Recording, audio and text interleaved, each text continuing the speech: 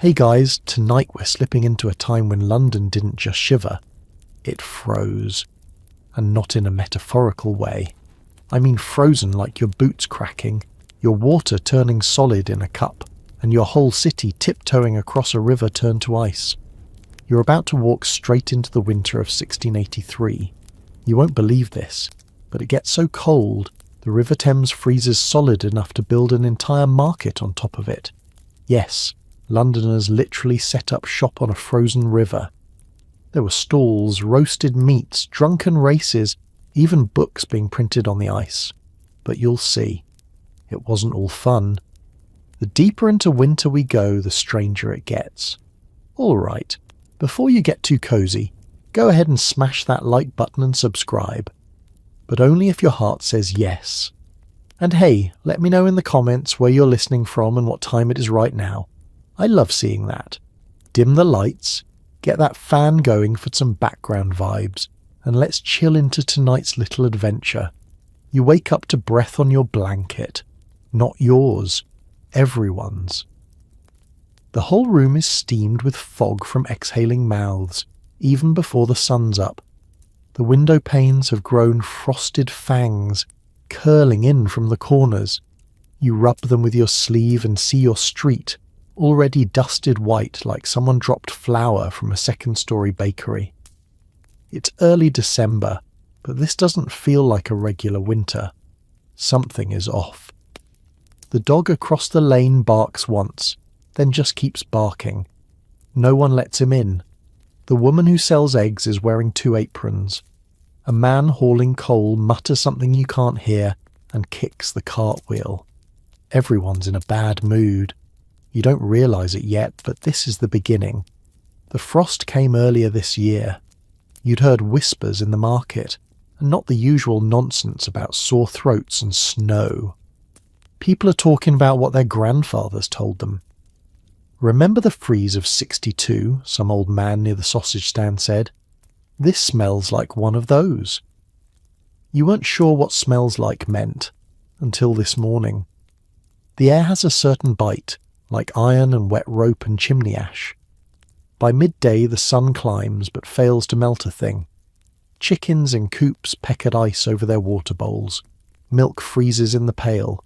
You tug your sleeves down so far they're practically gloves. When you step into the bakery, the warmth should greet you like usual. Instead, the bread's already cool. Lost the oven fire twice this morning, says the baker. He looks embarrassed. Coal's damp and nothing's catching. You step back out into the street and the cold hits you again, harder this time. The kind that crawls under your clothes and parks itself between your ribs. The Thames isn't frozen yet, but you've heard rumours from upriver.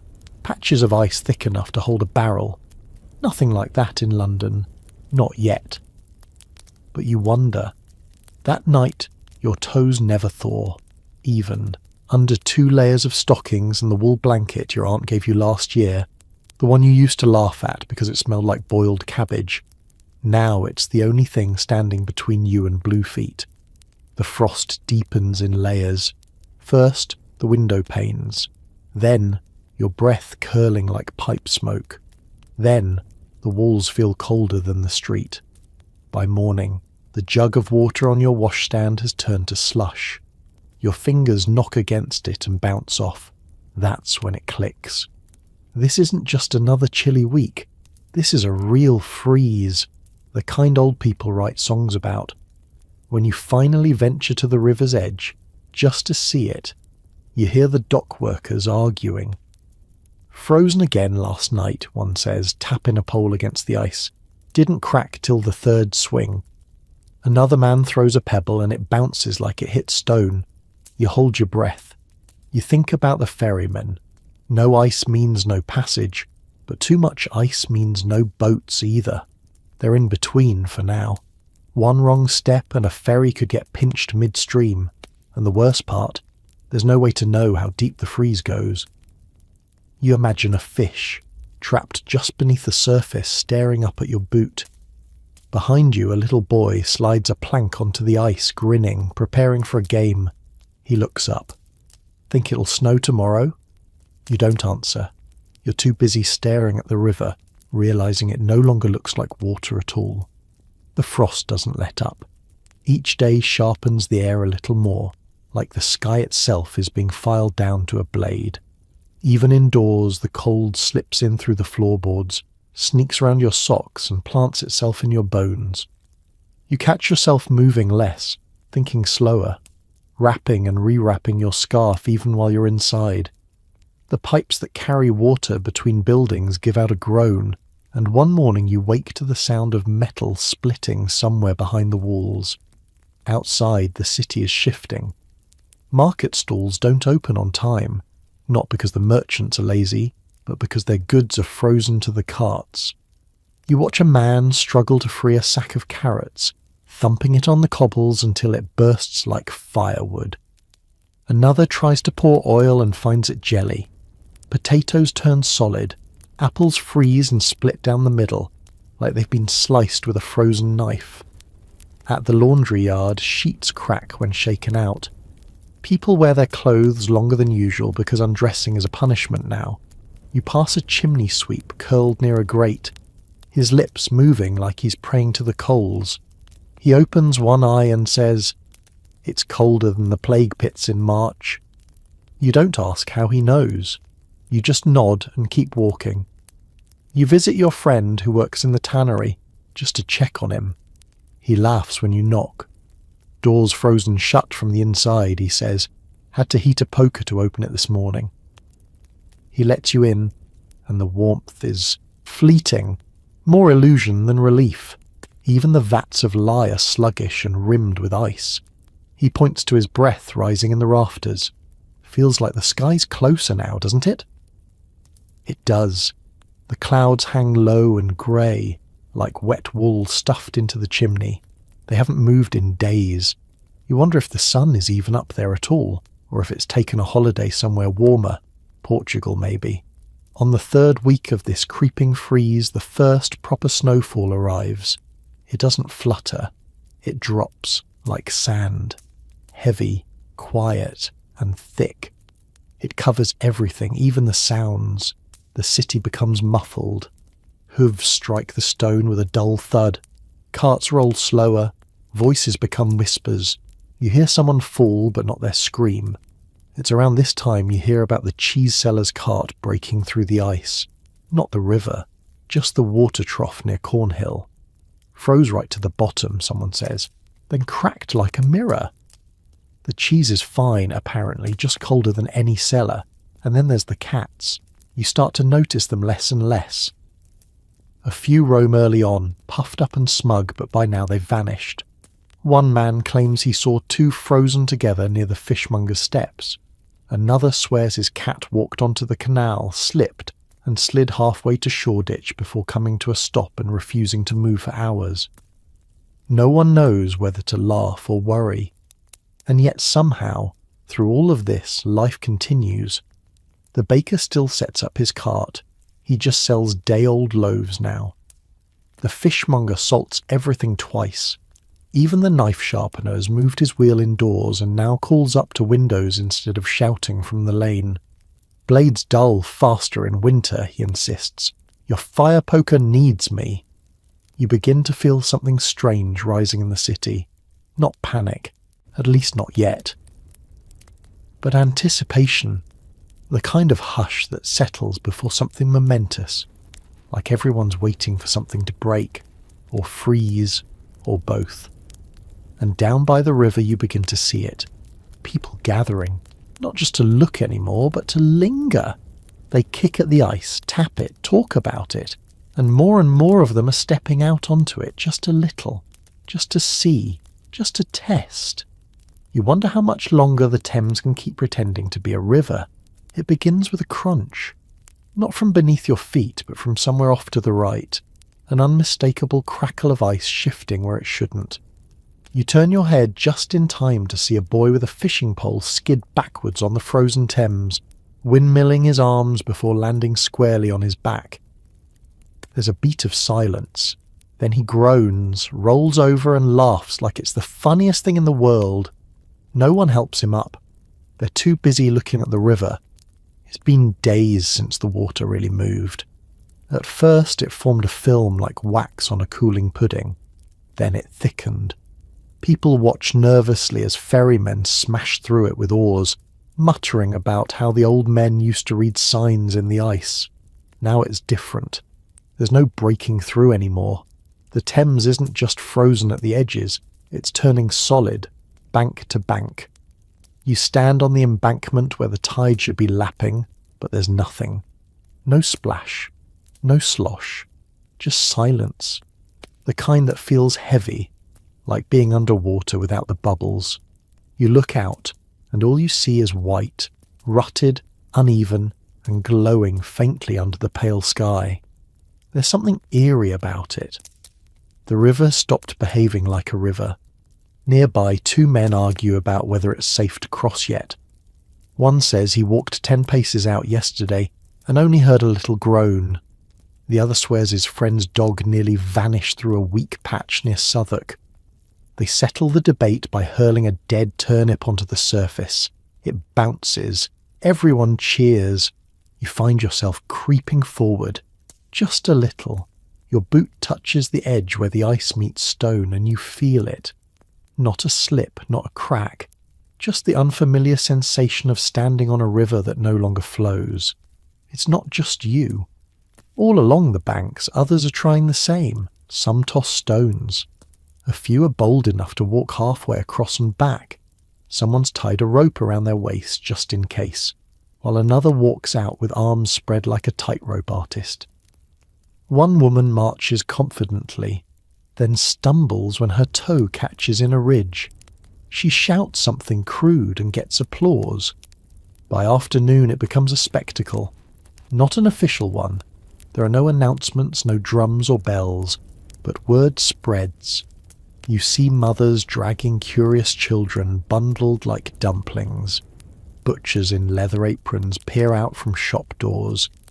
Even the coal porters pause their grim hauling to watch the strange ballet unfolding on the ice. You walk further this time. The river makes sounds as you move. Faint, distant moans like sleeping giants under the surface. You try not to think about that too much. Closer to the middle, someone's marked a trail with bits of cloth. Safe path, someone says. You follow it. And when you reach the centre, you look back and see the whole north bank grey and distant. Then you turn, and there's the south, not far at all. The Thames doesn't feel wide anymore. It feels like a street you could sweep. The weirdest part? It smells like nothing. Usually the river carries a wet stink, fish, refuse, old timber, but now it's just clean, dry air. Your nose tingles. It's so cold your breath practically crunches when it leaves your lips. Someone throws down a plank and begins hammering a post into the ice. He's building something. You're not sure what, but more follow. A cart rolls out with casks. A man sets up a rope and tries to sell boiled sweets. A dog in a knit scarf runs circles around everyone. No one stops them. No one tells them to stop. The Thames is no longer off limits. It's becoming something else, something shared. You take one more step just to feel the river beneath you, and for the first time you swear it doesn't feel like a risk. It feels like ground. You come back the next morning, half expecting it to be gone, melted, broken, scattered back into a million icy shards. But instead the river is quieter than before, stronger somehow. And it's no longer just curious onlookers and daring walkers out there. It's vendors setting up tables, children dragging sleds, a fiddler warming up his bow near a barrel fire. It's still cold, painfully so, the kind of cold that pinches your earlobes and seeps into your teeth. But something's shifted. The river isn't feared today, it's trusted. You take your time walking out. The ice groans now and then, but it doesn't crack. Your boots slide in places, but you've grown used to the feel of the frost, like walking on cold marble covered in soot. A few people have brought shovels and begun scraping away the snow to clear little walking lanes. Someone laughs as they uncover a frozen fish just beneath the surface, its glassy eyes staring forever forward. Further out, the activity thickens. A cloth merchant has set up a table of scarves, stacked neatly and dusted with snow. A barber is sharpening razors, preparing to offer shaves on the ice. Someone's rolled out a sheet of parchment and nailed it to the frozen surface with little iron tacks. He's offering to print names on Thames paper. Right there with a press he's wheeled down from Fleet Street. The absurdity of it all is starting to take root. You hear someone joke, "Soon we'll be paying taxes out here," and another replies, "Only if they build a parliament tent." You smirk. But the idea doesn't sound entirely impossible anymore. By midday, a bakery cart arrives, pulled by a horse wrapped in a wool blanket that someone's dyed pink. The baker's cheeks are red as his pies. He offers you one and says, "Don't wait too long, it'll freeze again before you bite it." He's not wrong. You blow on it, steam rising briefly before vanishing into the air like a ghost. Someone is selling little trinkets carved from ice. Another has brought out a game board and invites passers-by to play for copper pennies. The ice below them is thick, but not silent. It pops every so often, like distant musket fire. Each sound earns a collective pause. No one says it out loud, but you can feel it. Everyone's wondering how long it will hold. Then you see something that truly stops you. A wagon. A full wagon. Laden with sacks of flour and drawn by two thick-hoofed horses, makes its way across the Thames. Slowly, carefully, one hoof at a time. Every eye is fixed on it. Even the fiddler goes silent. You hold your breath as the creaking wheels pass not far from where you stand. The ice groans, but it holds. A boy nearby claps his hands in delight and starts skipping across the ice. His mother yells after him. He doesn't stop. And just like that, a new confidence sweeps over the crowd. A new kind of boldness. Soon, you see someone mark out a rectangle with charcoal. "Booth space," he calls it. "6pence a corner." He starts collecting coins from those setting up carts and tables nearby. The idea is half scam, half genius, and no one seems to care. They toss him coins, set their space, and carry on. The Thames has become a town square. You look down at your feet and realise something strange. You're not thinking about the river anymore, not what it was, not what it should be. You're just here, walking, talking, eating. Like this is how London has always worked, with one toe dipped into madness and the other skating along with it. And above you, the sun does not shine, but the ice glows anyway, lit from below by the kind of chill that turns foolishness into tradition. By the third week of the freeze, you've stopped checking whether the river is safe. Not because it isn't, it still is, but because you've started to treat it like any other road, just colder and much, much weirder. The city, in its own crooked way, has adapted. Bread doesn't rise properly in the cold, so bakers make flat cakes and sell them fast. You chew them with stiff jaws and suck warmth from anything that steams. A tavern near your lodging starts serving smoke ale, just boiled hops and hot stones in mugs, but you buy it anyway, if only to hold something that doesn't bite back.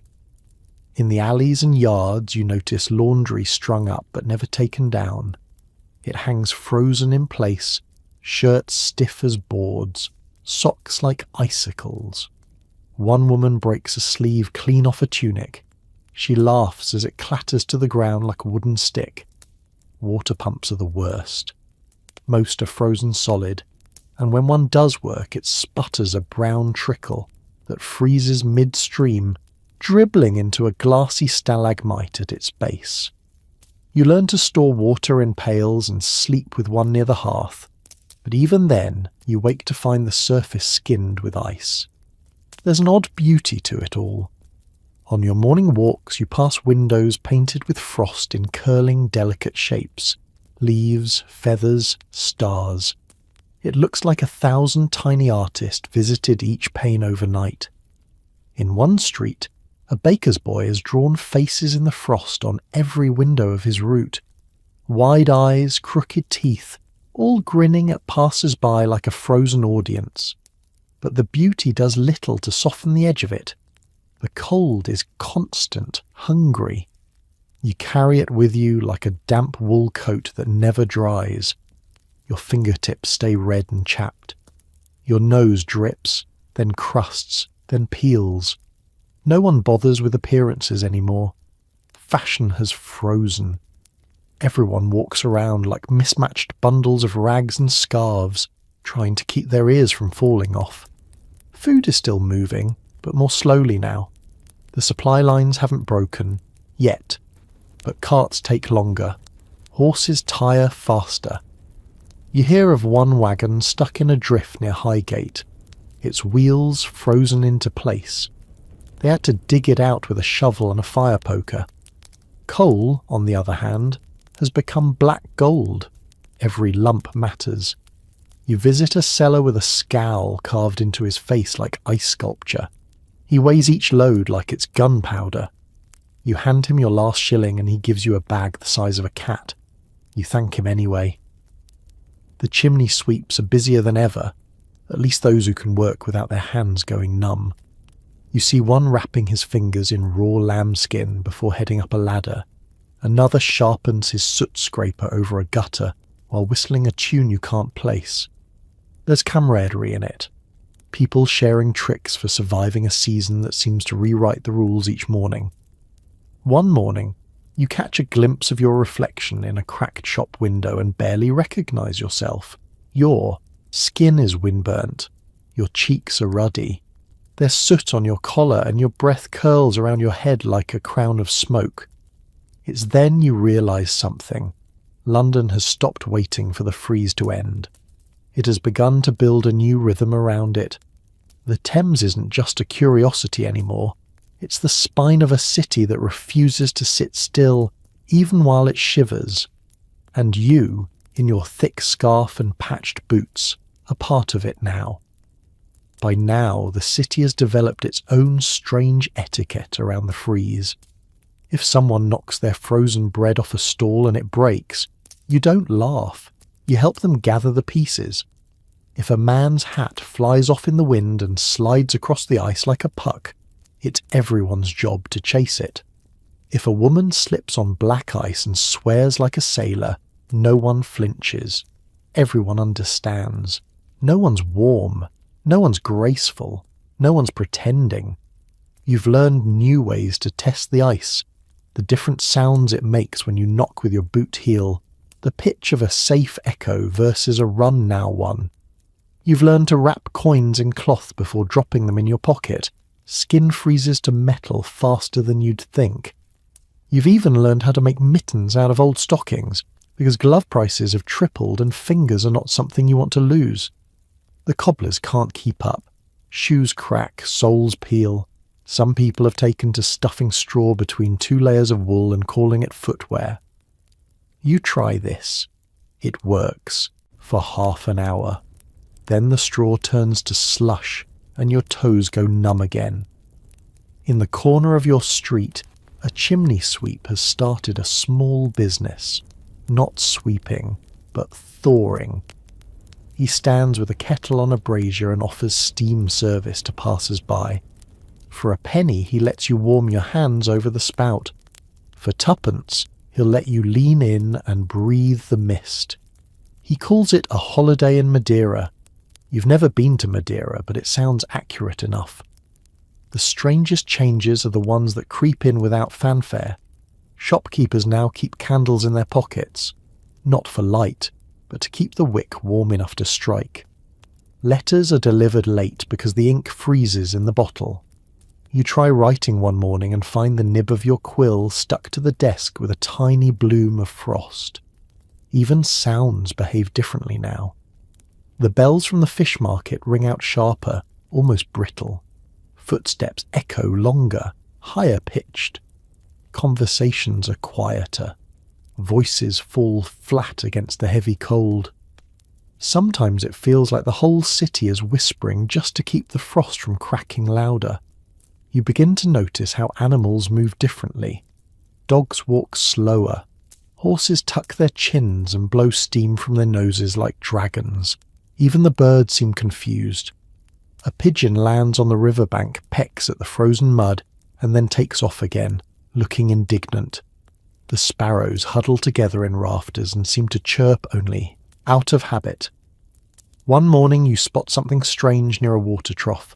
Fish. Not fresh. Not caught. Frozen. 2 of them, side by side, perfectly preserved like little sculptures. A boy pokes one with a stick and shouts, "Museum piece!" You grin. You would have said the same thing, and amid all this people still sell things.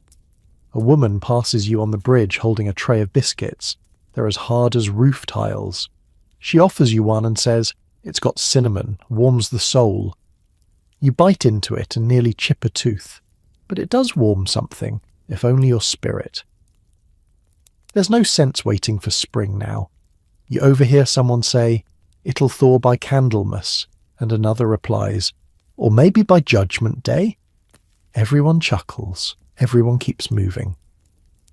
The frost, like a strict old school teacher, has taught London to adapt.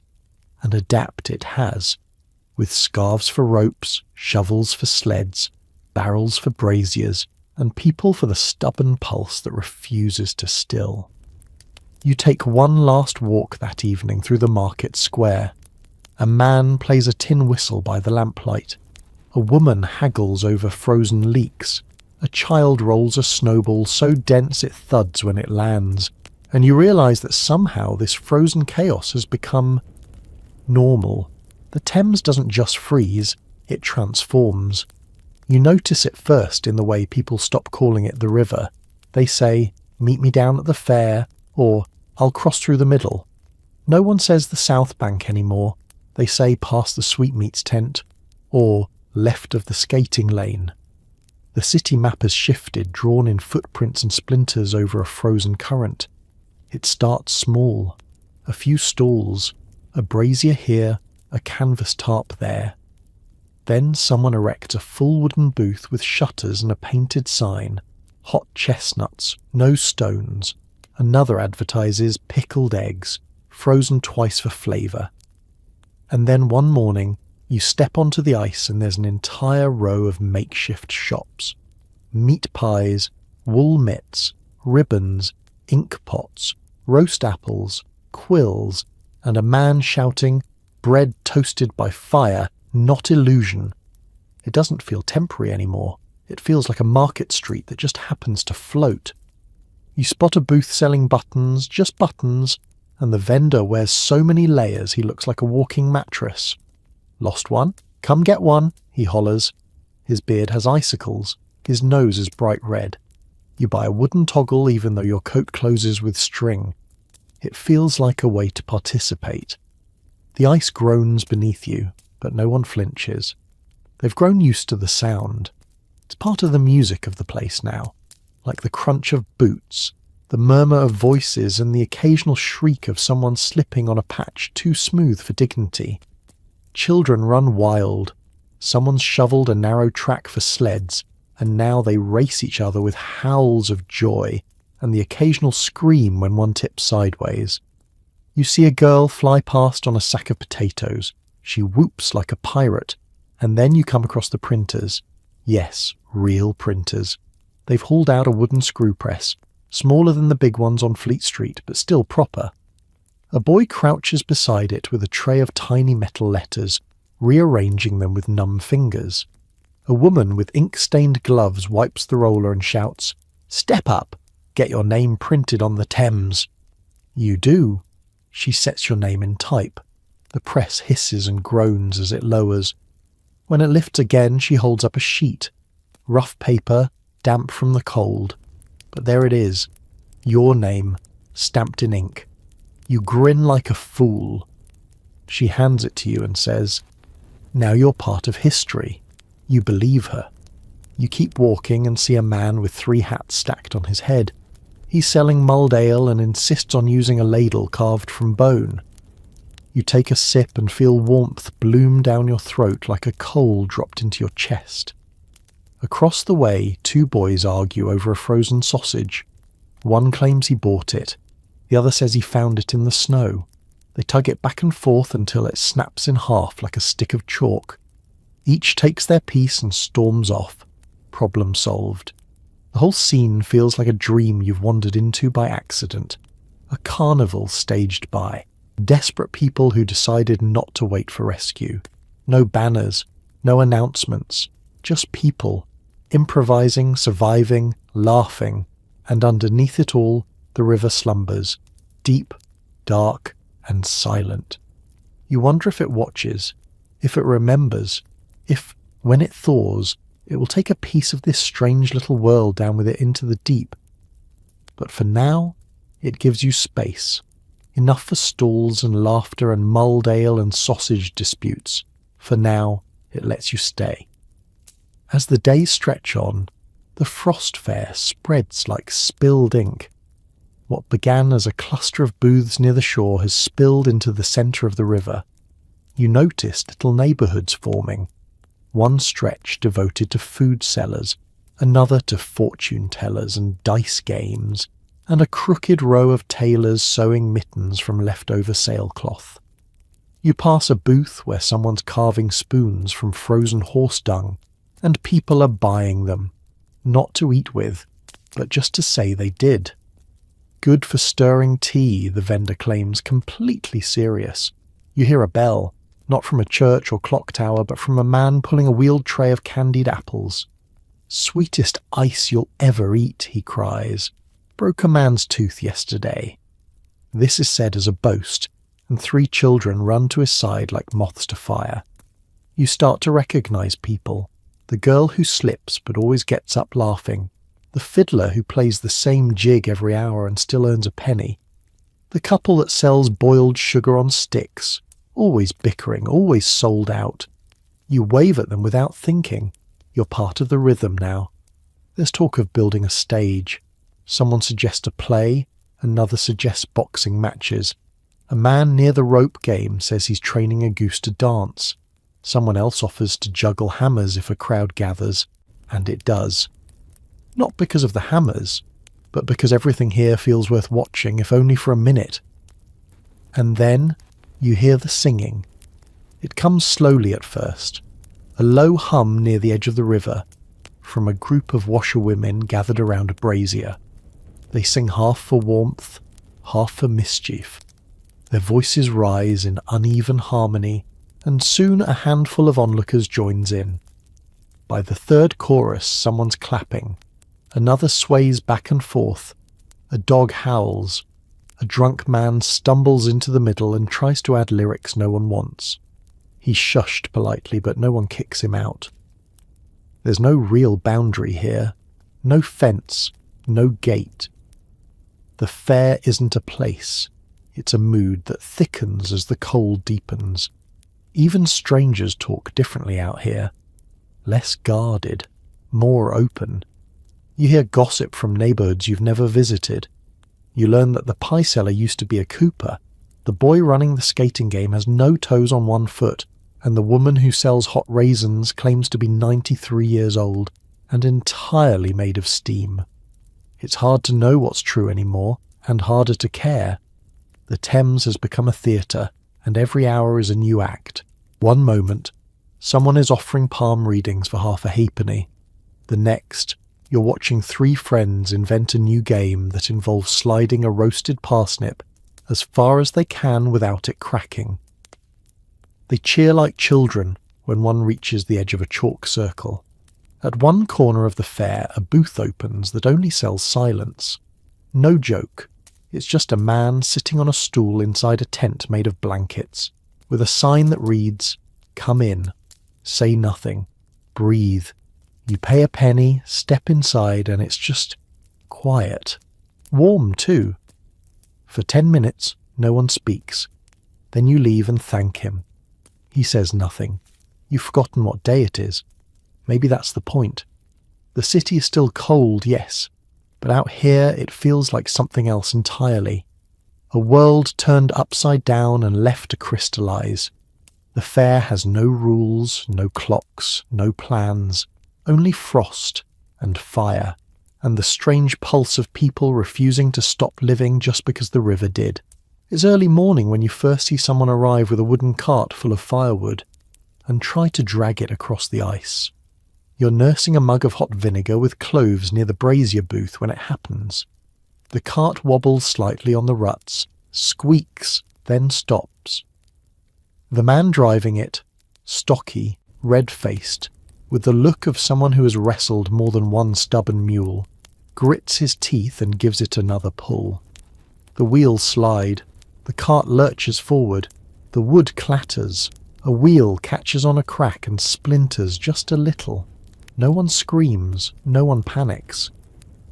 But every eye watches as he steadies it, nudges it along again, and finally parks it beside a snow-dusted table selling spiced eel. "That's the last cart I bring over without runners," he mutters, to no one in particular. From then on, people get creative. You see baskets strapped to sleds, barrows modified with skates, and one ingenious butcher who simply ties his meat to a sheet of waxed canvas and pulls it like a sled across the river. The Thames, once a slippery curiosity, is now a proper thoroughfare, and you can feel it underfoot. The surface isn't smooth anymore.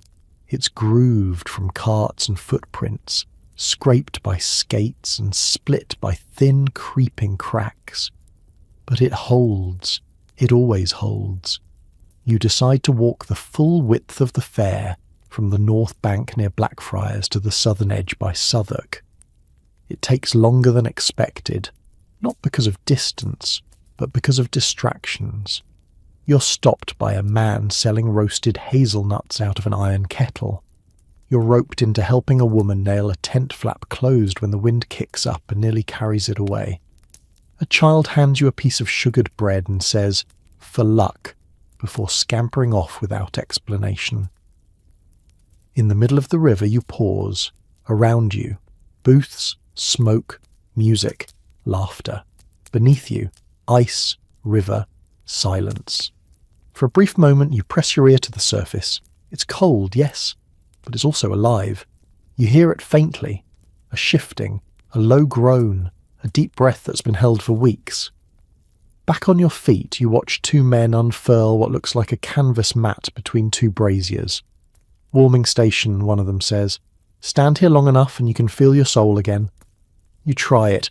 It's just a bit of thawed earth wrapped in cloth, but the illusion is enough. The trick isn't heat, it's hope. Nearby you see a booth marked "Lost and Frozen," a kind of impromptu lost and found. Inside, one glove, child's, 3 wooden buttons, 2 ceramic dolls, a half-thawed boot, and what looks like a frozen ferret. A sign reads, "If it's yours, take it. If it's not, don't lie." You chuckle and leave a handkerchief you found earlier. Someone might miss it. Not far from there you spot a familiar figure, the girl with the sled full of potatoes. She's upgraded. Now she's pulling 2 boys behind her on a plank, yelling commands like a ship captain. "Hard to port," she shouts. "No survivors." They giggle so hard they roll off the sides and sprawl across the ice. There's something addictive about the absurdity of it all. You feel warmer out here than inside your own lodging. Maybe because the cold is shared. Maybe because it's constantly being outwitted by the creativity around you. As you near the Southwark end of the fair, the smells change. More smoke, more meat, more charcoal dust. This side is rowdier. Someone's hammering something metal. You hear the clink of bottles. Someone is playing a drum made from a barrel and 2 frozen hocks of pork. And there, in the thick of it all, you see a man selling shoes nailed to slabs of wood. "Snowshoes," he calls them, grinning. "Guaranteed to keep you upright or you'll land with dignity." You almost believe him. You stop at a booth marked "Fix While You Freeze." The man behind it is wrapping leather around a cracked boot, his hands moving with the practiced calm of someone who's done this 1,000 times, and in worse weather. "Bring me anything broken," he says without looking up. "Wood, wool, hearts. I'll patch it." His laugh is hoarse and warm like coal smoke. Someone next to you says he was once a clockmaker, but gave it up because time doesn't matter out here. They might be right. Out here, time feels warped. It's hard to tell how long you've been walking or how many hours have passed. You glance up at the pale sun. It hangs low and disinterested, barely scraping the sky like a coin glued to a grey sheet. There are no bells to ring the hour, no city soundscape to mark the rhythm. The only clock is the rumble of your stomach and the sting returning to your fingers when you linger too long near a brazier. You buy a meat pie that's nearly frozen through. The vendor shrugs when you point it out. Think of it like a winter pasty. You chew longer, but it lasts twice as long. You nod and eat it anyway. It tastes of pepper, lard, and a kind of stubbornness that sticks in your teeth. As you eat, a commotion brews near the centre of the fair. A group has gathered around a makeshift platform, just crates stacked beneath a canopy of sailcloth, and a man atop it is reciting something. Not a prayer, not a speech, a story.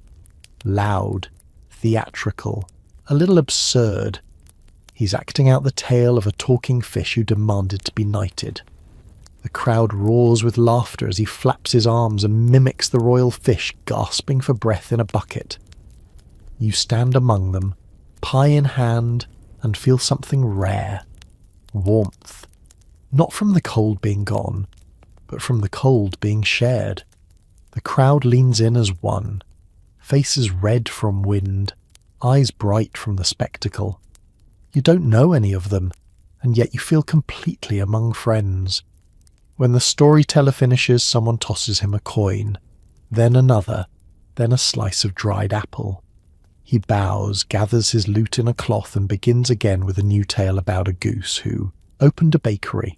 From there, things grow even stranger. A row of painted boards has been nailed upright near the northern path. Each has a hole cut out, some for faces, others for tossing things through. "Games," the woman beside them says. "Hit the pig with a turnip, 10 tries for a penny." You watch a man miss all 10, then try to climb through the hole in frustration. Someone's roasting beets over a candle and selling them as Thames toffees. They're terrible. You buy 2. Someone else offers sleigh rides pulled by volunteers who insist on being paid in sausages, and yet somehow this madness has order. There are rules, unspoken but firm. You don't push, you don't cheat at sled races, you help people up when they fall, and if someone drops a mitten, you chase it down like it's your own. The Thames may be frozen, but London's manners still flow. You pass a cart with a painted sign, "If you can't laugh, you can't stay." Inside is a pot of something bubbling. A woman offers you a sip and calls it joke stew. You take a taste. It's mostly cabbage, barely warm, but you smile anyway. By evening, you make your way off the ice, cheeks burning, legs sore, coat dusted with ash and flour. You turn back for one last look. Smoke curls gently upward. Lanterns begin to glow orange behind tent flaps. Someone strikes up a fiddle tune that's half lullaby, half jig, and beneath it all, the river remains quiet, still, holding you all in place like a hand you didn't know was there. You wake to the sound of boots scraping ice and a low rumble like furniture being dragged across a wooden floor. It's still dark. The window is crusted over again, white with frozen breath and the delicate whirls of winter's invisible fingers. You sit up and listen. Outside, something's moving. Not just footsteps, but carts, sleds, metal wheels bumping over ruts in the ice. You bundle yourself in everything you own. 2 shirts, a coat, a scarf you stole back from the laundry line still stiff with frost, and your patchy wool gloves. You crack the door open. Cold rushes in like a living thing. Then you hear it, hammering. You squint down toward the river and see shapes bobbing and shifting, figures working, hammer beams into the ice, setting up something. Larger. Not booths this time, not stalls, structures, big ones. You head toward the riverbank and join the slow parade of others who've been drawn to the sound. Overnight, the Frost Fair has evolved. Gone are the slapdash shanties and canvas flaps. In their place rise sturdy timber frames, thick wool walls, floors built from barrel lids and nailed crates. It looks like someone took a village, flipped it upside down and built it on the river's spine.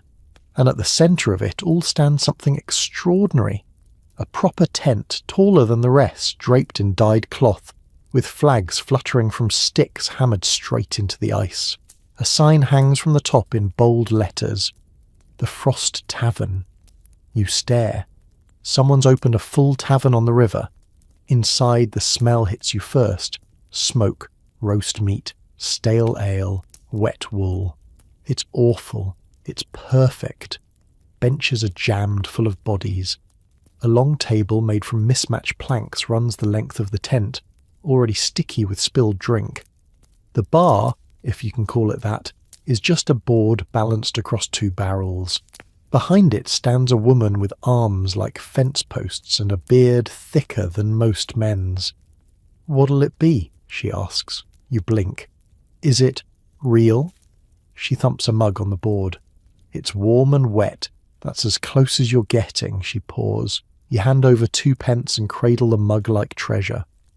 The drink is strange. It's a mix of weak ale, hot vinegar and cloves, but it's hot, and that's enough. A fiddler plays in the corner, not well. His strings are mistuned and his bow squeaks, but the rhythm is there. 2 men stomp the floorboards to keep time.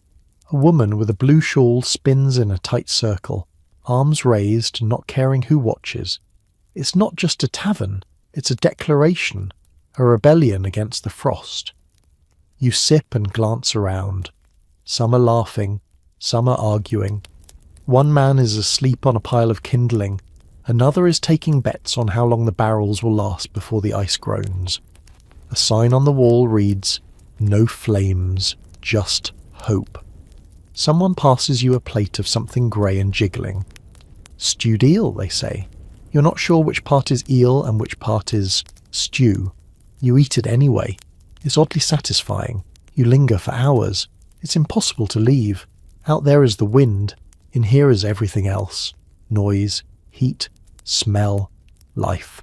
The Frost Fair, once scattered and silly, has found its heart, and somehow that heart beats on ice. Outside the tavern the fair has caught fire, but not the kind that burns. It's the fire of invention. You step back out into the open and blink against the brightness. The ice reflects the pale sun like a mirror smeared with soot. Every direction pulses with movement. Someone has carved a skating lane down the centre of the river, and it's now crowded with wobbling participants, some clutching sticks for balance, others linking arms like tipsy dancers at a wedding. You pass a man who's turned a wheelbarrow into a mobile puppet theatre. He drags it 2 feet, stops, shouts, "Show begins," and then performs a 5-minute tragedy involving 2 sausages and a frozen onion. When he finishes, the tiny crowd claps politely, and he pushes off again like a nomad of nonsense. Further along, a museum of cold things has popped up.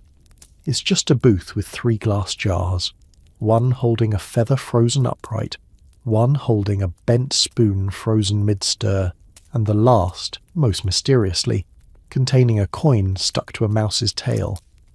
"No questions," the owner says. "Just marvel." You do. Past that, a group has formed a crude bowling alley using cabbages as balls and empty bottles as pins. The cabbages naturally refuse to roll straight. Everyone cheers louder when they miss, and then there's the game you never expected, the Great Ice Tug. It begins with 2 ropes laid out on the river, each tied around a small sled. One team pulls to drag the opposing sled past a chalk mark, the other pulls back. But the twist? The ice is so slick that everyone slips, slides, and falls constantly. There's no winning, only laughing. The game dissolves into joyful chaos every time someone yanks too hard and sends their own teammate flying like a bundled-up cannonball. You recognise some faces now. The girl with the racing potatoes is now running a sweetbread stall. The storyteller from the other night is sitting on a block of ice with his mouth wide open, letting snowflakes fall in, declaring it sky soup. The woman who sold you the joke stew waves and offers you a ladle of something she now calls revenge tea. You don't ask. The camaraderie has thickened like frost on a window. People call to each other across booths. Strangers share mittens. One man trips and 4 hands reach down before he even stops sliding. You pause at a small clearing where someone set up a mirror. Old, cracked, borrowed from who knows where. A sign beside it reads, "Smile, the river is watching." You do. And for the first time in weeks you notice that your own face looks different. Flushed, roughened by the cold, but alive. And then you smell something unexpected. Sweetness. Not the roasted apples or sugared almonds you've come to expect, but something lighter, crisper. You follow your nose and find a booth filled with hard, icy candies, each shaped like tiny sculptures. Swans, thimbles, boots, even a frozen rose. The woman behind the counter smiles. "Frost sugar," she says, "only sets properly when it's this cold." You buy a boot. It melts slowly on your tongue like sweet glass. Night begins to creep in again, and you notice lanterns being lit earlier now, not just for light, but to keep the illusion alive a little longer. Each one sways in the wind, casting gold halos on the ice.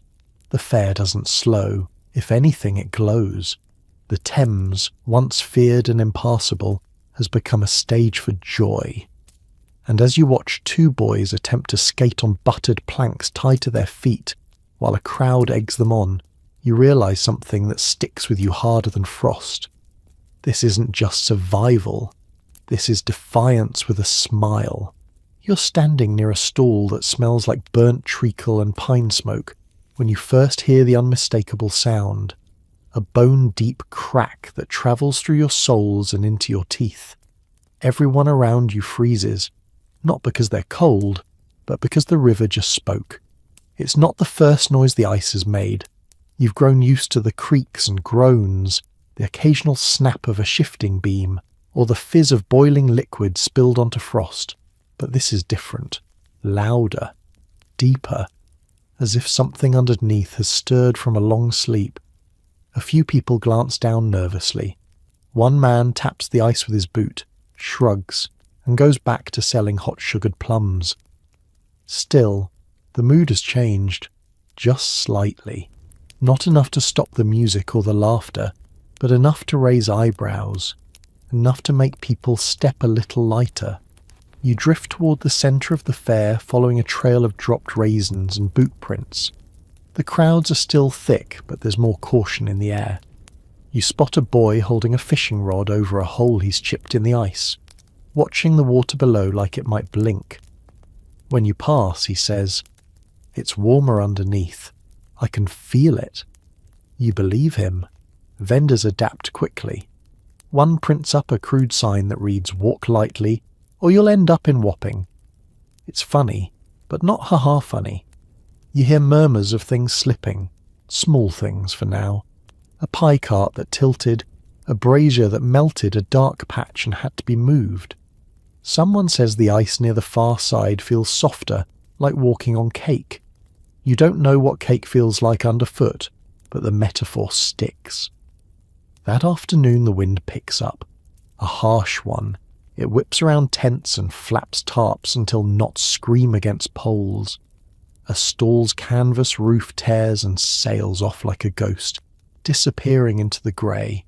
Snow begins to fall again, light and dry, dancing in the wind like ash. It's beautiful.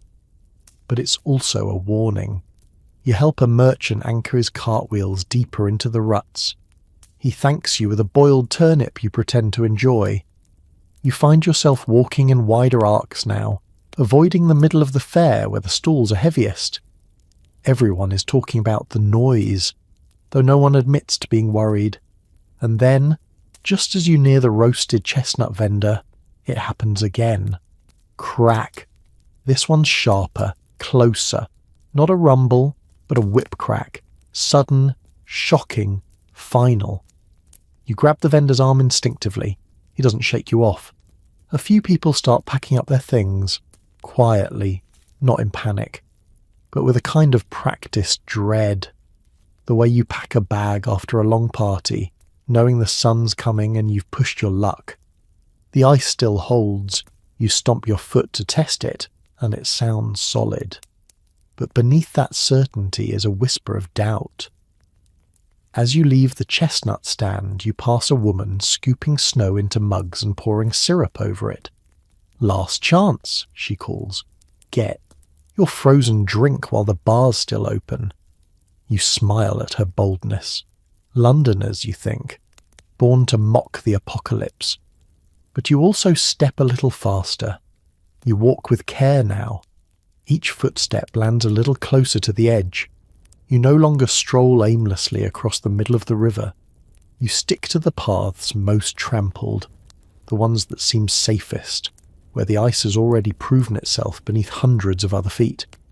Around you, the fair isn't gone, but it's changing. Some vendors stay, defiant. "You think this is my first winter?" one man barks as he drives a thicker post into the ice outside his pie booth.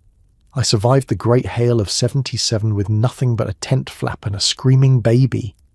You nod and buy a pie. It's mostly crust and pepper, but it feels brave to eat it. Other stalls, though, are disappearing, quietly. A booth that sold ribbons yesterday is now just a rectangle of slush-stained ice. The warming station with the cloth floor, gone, the brazier mark still there like a shadow. Even the puppet man seems to have packed up his wheelbarrow and vanished without a farewell fish-onion tragedy. Still, not everyone is leaving. In fact, some seem to be leaning into the instability. A group has gathered to skate in slow, exaggerated circles near a cracked patch of ice, just close enough to feel daring. They cheer each time someone slips. One boy wears pans tied to his feet and flaps his coat like wings. "If I fall in," he calls, "tell my boots I loved them." Everyone laughs. But you notice more than a few nervous glances downward. There's a new game now, Ice Scream. It involves standing perfectly still until the next crack, then yelling as loud as you can. The winner is the one who makes the most people jump. You watch a scrawny girl win 4 rounds in a row. Her scream sounds like a goose being spooked mid-nap. And then there's the betting pool. Someone's drawn a chalk circle around a hairline fracture and started taking wagers on when it'll finally give. A crowd surrounds it, eyes narrowed like gamblers at a dog race. Someone shouts, 15 minutes. Another bets a bottle of vinegar cordial that it'll hold till sundown. You walk on, amused, uneasy. Just before dusk, the sky darkens faster than it should. The clouds roll in low and thick, and the wind returns with the kind of force that makes you bow your head and curse through your scarf. That's when you hear the unmistakable sound of something falling. Not ice, not a cart, a tent. You spin toward the centre of the fair and see a canopy collapse in on itself. One of the larger stalls, the one that sold roasted chestnuts and knitted socks, has folded like wet paper. People rush forward. No one's hurt, but the collapse shakes everyone's nerves. You help a man collect a crate of buttons that have spilled like beads across the ice. He mutters thanks through chattering teeth and doesn't even notice when one of his socks trails behind him as he limps away. You begin to wonder what tomorrow will look like. How many stalls will remain? How many sleds will still brave the crossing? But just as doubt takes root, you turn a corner and see something that makes you stop in your tracks. A boy, maybe 8 years old, has lit a candle in a glass bottle. He's placed it on the ice, just there, No booth, no sign, no explanation. Around it, people begin to gather. No one says a word. They just stand there, watching the tiny flame flicker in the blue dusk, surrounded by snow and silence, and the ever-growing cracks beneath their feet. You stay there too, not moving. Not for warmth, not for wonder. But because somehow that candle, small, stubborn, absurd, feels like the bravest thing you've seen all winter. Morning arrives not with a sunrise, but with a thick, muffled grey that seeps into everything, like the world is wrapped in damp wool. You step outside and immediately feel it. Something has changed. The air is heavier, not colder necessarily, but wetter. The kind of air that clings to your skin, that makes every breath feel like it's tugging through damp linen. Your boots don't crunch over snow today. They sink, just slightly. The top layer of ice along the alleys and gutters has softened, smeared now instead of crisp. You make your way to the river, heart thudding a little faster than usual. It's still there, the frost fair. The stalls, the laughter, the lingering brazier smoke. But it all looks slightly off. Tilted tents, muddy footprints, a sheen of melt on the surface of the ice that reflects the sky in long, distorted puddles. You take a cautious step down and feel the ice shift beneath you. It holds, but you hear a watery groan that wasn't there yesterday. Still, the fair persists. Someone is ringing a bell. 2-for-1 puddings today, while supplies melt. You laugh weakly. It's a good line. It also might be true. Skaters are out in fewer numbers. The smooth lanes are now patchy with slush. You watch one man attempt to turn, slip, and land flat on his back in a puddle so large he could have floated a goose in it. He sits up, soaked and sputtering. Someone offers him a hand. Someone else offers him a drink. London doesn't stop, not even when the ground gets soggy. A woman passes, dragging a sled filled with glass bottles. You hear them clinking like a song as she navigates carefully around a widening crack near the middle of the river. A few boys trail behind her, pointing at the gaps in the ice and daring each other to jump them. One does. He makes it. Barely. You look away before they try again. You drift toward the centre of the fair, but slower now, more deliberate. You notice the signs, literal and not. A tent with collapsed corners. A stall closed with a note pinned to the flap. Gone to find dry ground. A chalk sign where the shell game used to be. Out of luck. The jokes remain, but they're brittle now, like candy stretched too thin.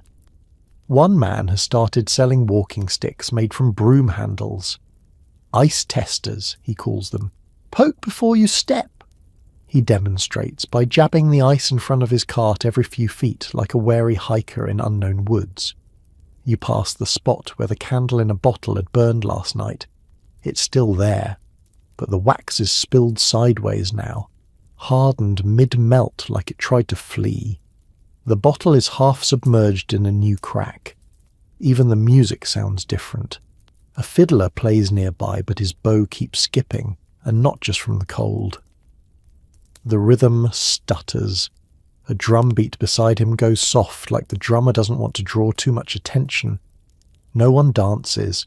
They just listen. Heads tilted, eyes down. And then you hear the first scream. It's short. Sharp. Not pain. More shock. Everyone freezes, then rushes toward the sound. You follow, heart pounding. A stall near the southern edge is tilted, its back leg plunged through the ice.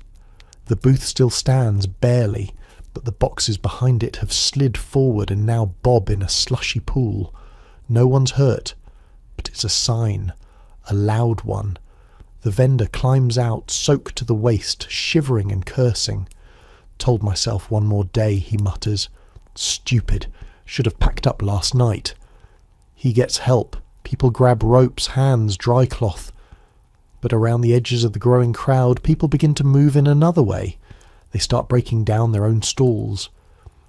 You feel the river shift again beneath your feet. Not the ice this time, but the mood. Something is unravelling. The frost fair is still alive, but now it knows it's dying. The rhythm of the fair is no longer festive, it's frantic. You hear it in the new sounds that have replaced music, the snap of ropes being pulled, the clatter of crates hurriedly packed, the grunt of stall owners disassembling tents with frozen fingers.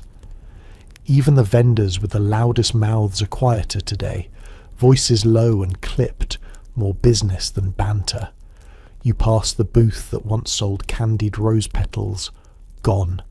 Just a wet outline in the slush, and a stick with a ribbon flapping sadly in the wind. You remember buying one days ago. It shattered in your mouth like glass. You'd laughed. Now it feels like something from a dream you're already forgetting. Not everyone's gone, though. A few holdouts dig in. The button man has doubled down, shouting, "Everything must go! Trade me anything!"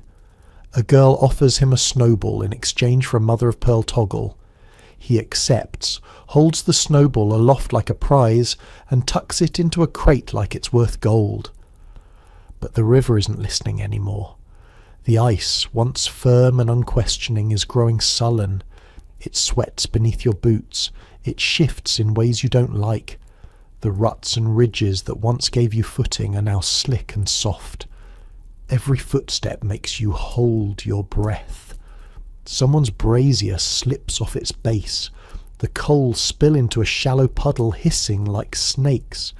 People jump back. Someone swears. No one laughs. You skirt the central path, heading for the north edge, but before you make it far, a shout cuts through the noise. "Help! Over here!" You pivot and see a small crowd gathered at the edge of a cracked patch, near one of the makeshift game stalls. A cart heavily laden with leftover sweets has broken through. The front wheels are gone, swallowed whole. The vendor, a wiry man in a velvet coat too fine for his work, stands slack-jawed on the safe side, clutching a sugar tongs and whispering, "No, no, not the taffy." A few brave souls edge closer, form a chain, pull the man back from the ice's crumbling lip. One tries to rescue a crate, slips, and is caught by the hood of his coat just in time. The cart stays where it is, half submerged, sweets bobbing in the icy water like a mockery of all that sugar and warmth. You hear someone say, "That's it, I'm done." Another nods. No profit's worth a bath in the Thames.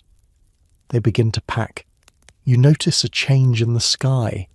The clouds, which had hovered thick and woolen for days, are thinning now, but they're not clearing. They're lightening. Too much. The air smells different. Not clean, but thawed. The kind of thaw that drips rather than melts. The kind that arrives from beneath, subtle and treacherous. By midday, the exodus begins. You see booths stripped down to poles, canvas folded, carts reassembled, ropes tied tight, people hauling loads of planks and barrels toward the banks with heads bowed and boots dragging. No one runs, no one yells. It's orderly, but it has the feel of retreat. The sweetbread girl you'd seen earlier is crying, quietly. Her table is gone, and she's trying to push a wheelbarrow through slush that's grown too deep. You take the other handle. Together you pull it towards shore. She doesn't say thank you. She doesn't need to. As you reach the bank, you look back one last time. What remains of the frost fair looks like a sinking memory. A few scattered tents, a lone brazier, the skeleton of the tavern still clinging to a patch of thicker ice. A boy waves at you from atop an upturned crate, holding a sign that says "One Last Dance," before leaping down and skating in a clumsy circle around a puddle.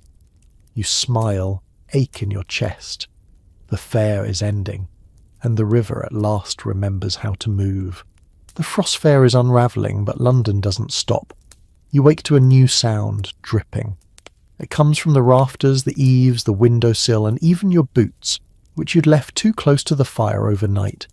A steady, rhythmic patter, like fingers tapping the wooden frame of the city. The river is returning to itself. You walk down to the Thames more out of habit than hope. The path there is muddy, boots sinking with every step, the snow now a patchy crust. The air smells richer somehow, less of smoke, more of rot and soil. You breathe it in and taste thaw. At the edge of the bank you stop. Gone are the bustling lanes of the fair. No more tents, no more warm ale. The ribbon booth, the joke stew, the cabbage bowling, washed away in meltwater and memory. What's left is a strange broken landscape. Slabs of ice, some still thick, others shattered and adrift. A brazier stands alone, tipped sideways, its coals drowned in a puddle that steams faintly in the morning light. Wooden planks jut from the surface like ribs of a sunken ship. The ground is dotted with soggy scraps. A scarf, a torn card from the printing booth, a solitary shoe. You recognise it. One of the mismatched pair from the dancing couple who used to spin near the sugar stall. You wonder if they're still together. You hope they are. A few others stand at the riverbank too, silent, watchful. You exchange nods, no words. What's there to say? You're all there. You all saw the impossible, and now you're all watching it disappear. One brave soul inches out onto the ice, just a few paces. He crouches low, picks up a piece of frozen paper, then tiptoes back. When he reaches solid ground, he unfolds it carefully. It's a flyer from the Frost Tavern. The ink has run. The text reads, "Come in, get warm, be loud." The irony isn't lost on anyone. A dog sniffs a half-buried sweet in the snow, then trots off, unimpressed. Somewhere in the distance a barge horn sounds, faint but unmistakable. The river, sluggish and brown beneath the ice, is beginning to breathe again. You walk along the edge and spot more wreckage. A tipped cart, its wheels frozen in place. A twisted sign advertising freshest pies this side of the channel. And a row of broken stools abandoned beside what used to be the music tent. You find yourself listening again, for fiddles, for shouting, for laughter. But all you hear is the drip-drip of thaw, the distant groan of shifting ice, and the occasional caw of a bird overhead.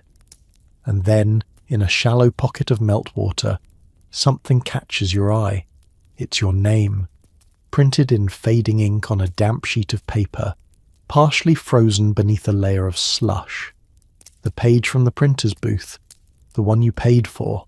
You bend down, ease it free from the ice.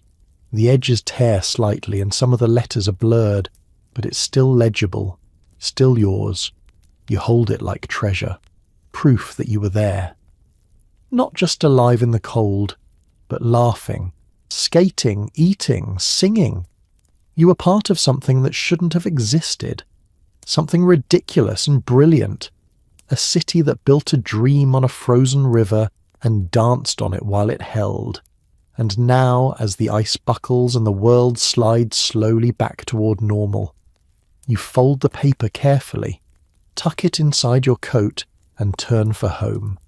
The frost is melting, but you carry it with you anyway. By afternoon, the thaw is no longer subtle. It's loud, it's messy, and it's everywhere. The streets ooze. Cobblestones disappear under a thin skin of brown water and boot-sucked mud. Slush piles collapse with wet sighs, spilling out bits of straw, crusts of bread, and the occasional lost mitten. The gutters are alive with trickling streams, rushing faster than they should, as if trying to carry winter away before anyone can change their mind. The air feels different on your face now, less like a blade, more like a sponge. Damp, heavy, forgiving. You take a deep breath and smell the ghost of firewood, damp wool, and old laughter. London is waking up, but it isn't stretching gently. It's coughing, sneezing, squelching. You pass a cart being hauled up from the river's edge. its wheels half frozen, its canvas soaked and drooping like a defeated flag. The man pulling it wears no expression, just the blank, exhausted look of someone who's accepted that everything they loved this week is ruined, and nothing can be done about it. Someone nearby mutters, "Would have lasted another 3 days if the snow had held." No one argues, no one agrees. It doesn't matter anymore. You catch sight of a woman huddled beside what used to be a pie stall. She's clutching a charred ladle, stirring the air. There's no pot beneath it, just memory. Someone drops a coin at her feet anyway. The games are gone. The laughter is quieter, but the stories cling. You overhear one boy bragging that he kissed a girl near the skating lane and saw steam rise. A man tells another that he sold 20 frozen fish in 10 minutes to a merchant who thought it was performance art. 2 older women recall the Museum of Cold Things, laughing at the mousetail coin and asking each other what happened to it. You know what happened. You watched it drift past upside down, caught in a chunk of ice like a miniature shipwreck. By sunset, more of the river is visible. Not just the slushy edges, but running water, sluggish and brown, appearing in streaks between the fractured white. It doesn't look like freedom. It looks like undoing. And yet, there's something soothing about it. The world isn't rushing back to normal. It's limping, but it's moving forward. You linger one last time on the northern bank, eyes fixed on what remains. Just a handful of structures now. A few stubborn holdouts. A brazier with no fuel. A painter still trying to finish a watercolour before the ice cracks fully beneath her stool. And one lantern still lit beside a puddle where a booth once stood. The boy with the candle bottle is back. But this time, he's placing the empty bottle upright in the slush, gently pressing it into place like a tombstone. He doesn't light a new candle. He just stares at it, then walks away. You do the same. Your boots squish with every step, socks soaked, fingers stiff, but your chest is warm. There's a sort of reverence in this walk, like you're leaving a chapel or a play or a friend's house after a very strange party. As you reach the end of the embankment, you pause. You look back at the river, not at what it was, but at what it allowed. The stalls, the laughter, the ridiculousness, the sweetness, the frost-bitten joy. And then, without ceremony, the ice groans one last time. A loud, gurgling split tears through the far bank, and a great slab of ice breaks off like a cake slice on a plate. It slides, tilts, and tips over with a splash loud enough to hush the wind. That's it. No applause, no curtain call. The frost fair has taken its final bow. You think you've seen the end of it. You think the frost fair is finished, swallowed by meltwater and memory. But London isn't done just yet. Not while there's one final act left to perform. You return to the river the next morning, half out of habit, half out of disbelief. And to your surprise, there's still a crowd. Not a fair, not a market. Just people. Dozens of them, standing at the edges wrapped in layers of damp wool, faces pink from thaw and wind, eyes fixed on the river like it owes them an explanation. The Thames is alive again, not fully, not fast, but unmistakably in motion. Between the hunks of dirty ice and chunks of slush, the water flows in ribbons, thick, brown, sluggish, but sure. It curls around remnants of carts, eddies against stray barrels, laps hungrily at wooden poles driven deep into what is now softening slush. A dog barks at a floating stool. A child throws a pebble into an open channel and watches the ripples bounce off the edges of the ice. It's over. But no one wants to leave just yet. You edge closer to the bank and recognise a few faces, familiar only in the way fog is familiar. That old woman who sold boiled sweets. The man with the steam service kettle. A group of young apprentices who once offered sleigh rides in exchange for dried sausages. All gathered again, not to sell or build or cheer, but to bear witness. There's a strange stillness in it. Not silence, just stillness. The way people stand after a fire, not to watch it burn, but to be sure it's truly out. The way a story ends and everyone sits quietly, not ready to get up. It's not grief, not yet. But it is something close. You notice little gestures. A man tying a ribbon to a tree branch. A girl placing a stone carefully on the embankment. Someone pours out the last of a flask into the river. Not as an offering, not with any superstition, just because it feels right. And then, without warning, someone begins to hum. Low, tuneless at first, then steadier. A second voice joins in. A third. You don't know the melody, and maybe no one does, but you hum anyway, because what else is there? Across the river, two figures are hauling the last remnants of a booth. A flattened stool, some ropes, a bent iron pan, up the muddy slope. They pause halfway. One waves. You wave back. You've never spoken to them. It doesn't matter. The crowd begins to thin slowly. People turn away, adjust their scarves and walk home, one by one. No ceremony, no speech, just the quiet shuffle of boots and the soft squelch of sodden ground beneath them. You stay a little longer. A chunk of ice floats by with a tattered flag still nailed to it. The letters are mostly washed away, but you can just make out the words, "Be loud." It makes you smile. Because you remember when the river was loud, with laughter and fiddles and pie vendors arguing over meat rights, with games, dancing, stories and snowball duels. The ice may have cracked, but you were there for the noise. You turn to go, one hand brushing against the folded page in your coat, the one with your name printed in melting ink rescued from the slush. Proof that once, on a frozen river, you lived a little louder than usual. As you walk away from the river, the city feels different. Not just thawed, not just wet, but changed in a way that doesn't quite show on the surface. You pass by the alley where a boy once sold roasted radishes and bad advice. It's empty now, except for a chalk heart half melted on the wall. The heart has no initials, no arrow, just a smudge where a thumb once pressed the end of a line. You wonder who drew it. You wonder if they ever found someone to share their last roasted radish with. Further along you see a sign tacked to a wooden post. It reads, "If you danced on the Thames, you're now part river." There's no name on it, no joke. Just that one quiet truth, written in black soot and nailed where passers-by can't miss it. You find yourself smiling more often now. Not from joy exactly, but from recognition. The city remembers. You pass a shop window and see paper hearts hanging from string.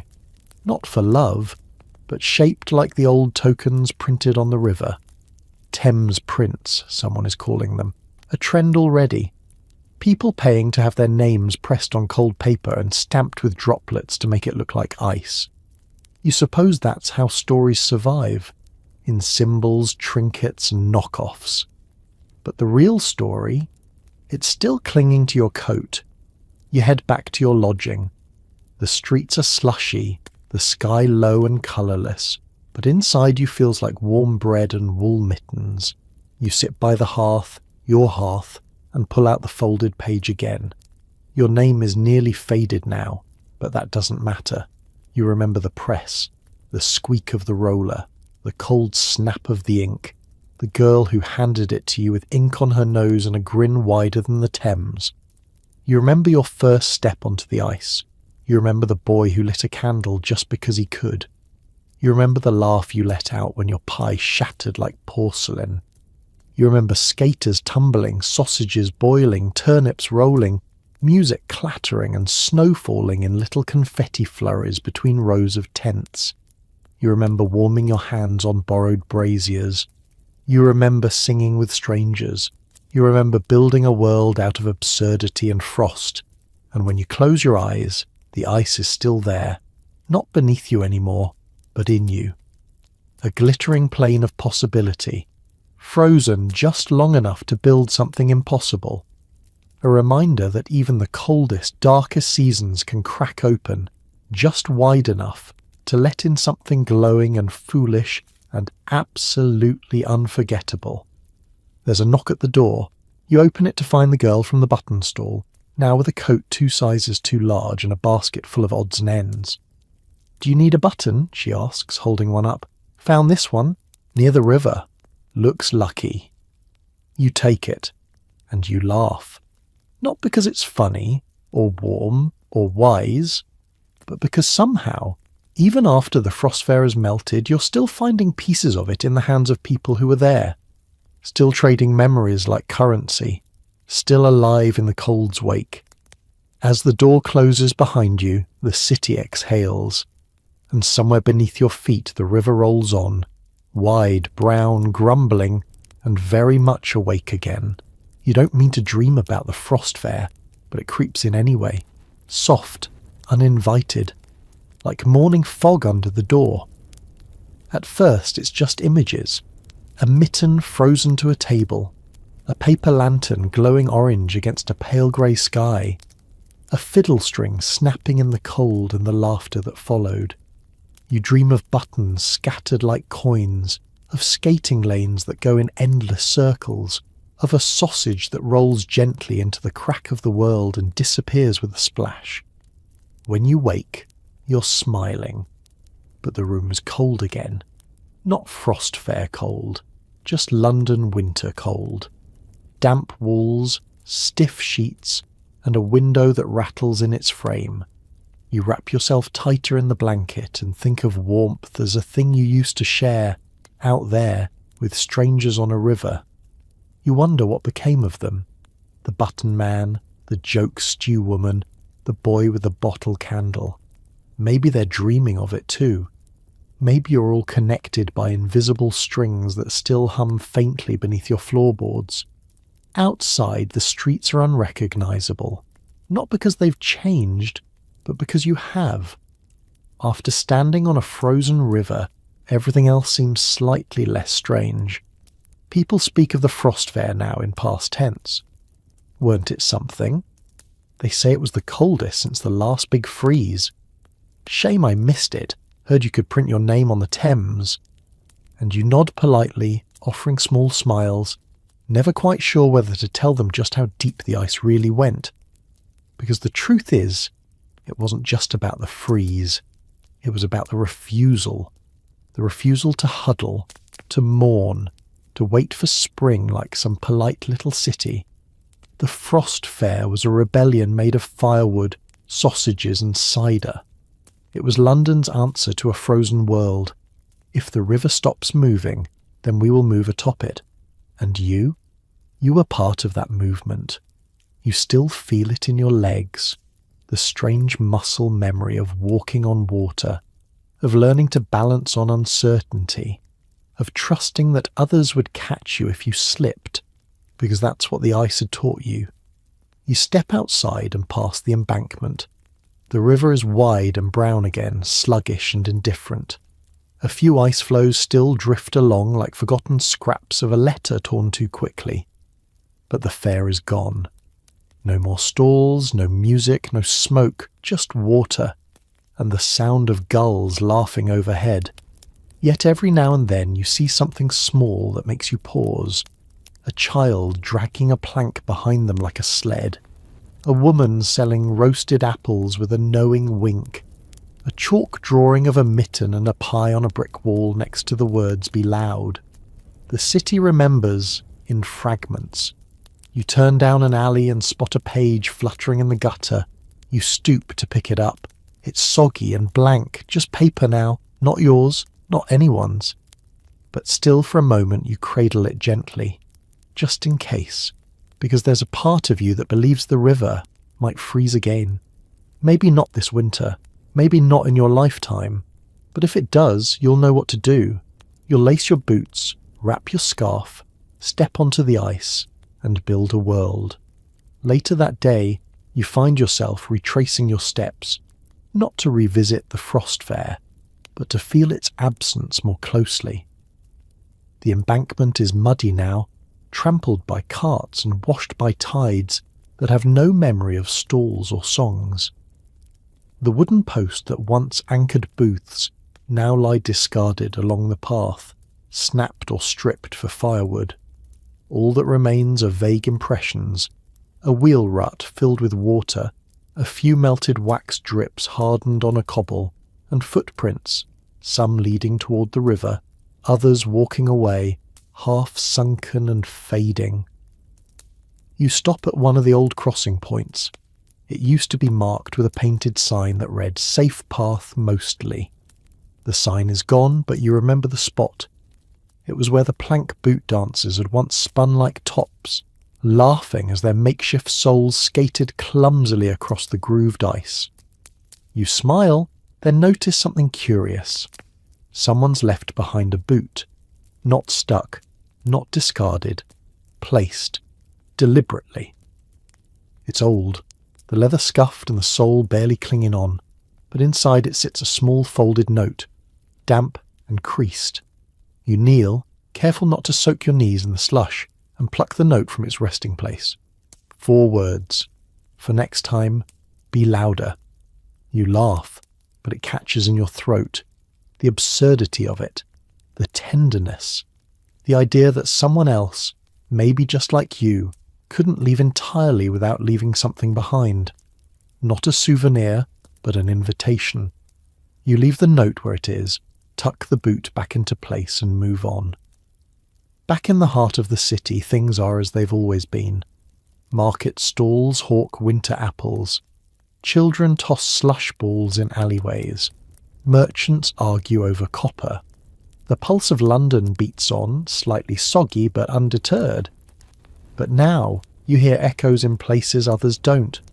A crack in a barrel reminds you of the first great moan of the ice. A burst of laughter in a pub makes you remember the barkeep in the Frost Tavern shouting, "It's warm and wet, that's all you need." You even hear someone mention the Frost Fair by name, casually, like a footnote in the weather. The Frost Fair last month, that was a strange bit of luck, wasn't it?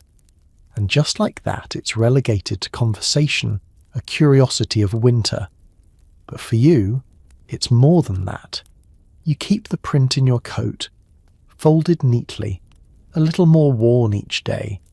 It's not the ink that matters anymore, but the memory of the press, the way the woman's hands moved, the smile she gave you, the hiss of the roller, and the crisp sound of possibility. It reminds you that ordinary days can split open, that streets can shift, that rivers can freeze and invite you to dance, that the city you think you know can surprise you. You pass a bakery window dusted with flour and frost, and you stop. Inside, a girl is stacking loaves. For a second, just a second, the sun catches her face in such a way that you swear she looks like someone from the fair, a girl with a potato sled and a coat 2 sizes too big. But the moment passes. She's just a baker, or maybe she's both. You walk on. The Thames flows behind you now, restless, unbothered, pretending like it never held a village of fire and foolishness on its back. But you know better. You were there. And the next time the river hesitates, even for a heartbeat, you'll be ready to build it all again. Weeks pass. The Frost Fair becomes a story more than a memory. Retold, exaggerated, bent at the edges like a paper curled too close to a hearth. You hear versions of it in taverns and street corners. Tales of women who skated with wolves, of men who roasted swans over open fires, of a child who caught fish with a sharpened spoon and cooked them using only the heat from his own breath. You were there. You know the truth was stranger than all of it, and somehow quieter. The frost didn't make people louder. It made them closer. And now, as the ice has fully melted and the river flows as it always did, sullen, brown, and indifferent, the city above it begins to twitch with a different kind of energy. Spring isn't here yet, but Londoners have already begun poking at the ground to see if it'll yield. Stalls reappear in the usual spots, no longer built on ice but on stone, mud, and stubbornness. You recognise some of the faces, move from the river to dry land. The candied plum seller now hawks pickled onions. The joke stew woman is back, ladling broth she calls real soup, now with actual heat, from a proper copper pot. You stop to greet her. She squints at you. You're one of mine, aren't you? One of yours? From the river, she says, as if it's a secret club. You look like you still walk wide, like the ice might crack under you. Then she ladles you a bowl and charges you half price. You sip slowly, the broth salty and thin but blessedly warm. Around you, the market clatters on, boots splashing through puddles, shutters slamming open, gossip flying through gaps in scarves. And then you hear it, an argument, not loud, not aggressive, just two traders bickering, voices sharp but familiar. You inch closer. It's the ink printer and the oyster seller. You recognise them immediately. They've set up side by side in a crooked alley off the main lane, one with a stack of damp paper, the other with a crate of suspicious-looking shellfish. Between them a scrawled sign, printed proof or seafood truth. You decide. You can't help it. You laugh out loud. The printer turns. You again? Still have your name paper? You nod. Folded in my coat. He taps his temple. That means you're immune to boredom now. Frostfair people always are. The oyster man waves a half shell at you. Want one? They're half frozen, just like old times. You politely decline. They bicker on, and you leave them to it, grateful to know they're still themselves, still sparring, still building something absurd out of mud and muscle. Further down the lane you find yourself at a new stall. Unfamiliar face. Young girl. Fresh paint on the sign. Thames tokens made from memory. She's selling small wooden discs, hand-carved with tiny images etched in charcoal. A mitten, a kettle, a fish, a tent. Each one hangs from a string. A sign reads, "Wear it if you were there." You ask, "Were you?" She shakes her head. "My mum was. She sold buttons. Said the fair was the only time she ever felt warmer in winter." You nod, pick up a token marked with a single dot and a ripple. "This one?" She smiles. "That's the ice cracking. Some say it sounded like the sky snapping." You buy it and tie it around your wrist, and as you walk on, the token tapping against your coat, you realise something else about the fair. It never wanted to last forever. It only wanted to be remembered. By now, the Frost Fair is everywhere, but only in pieces.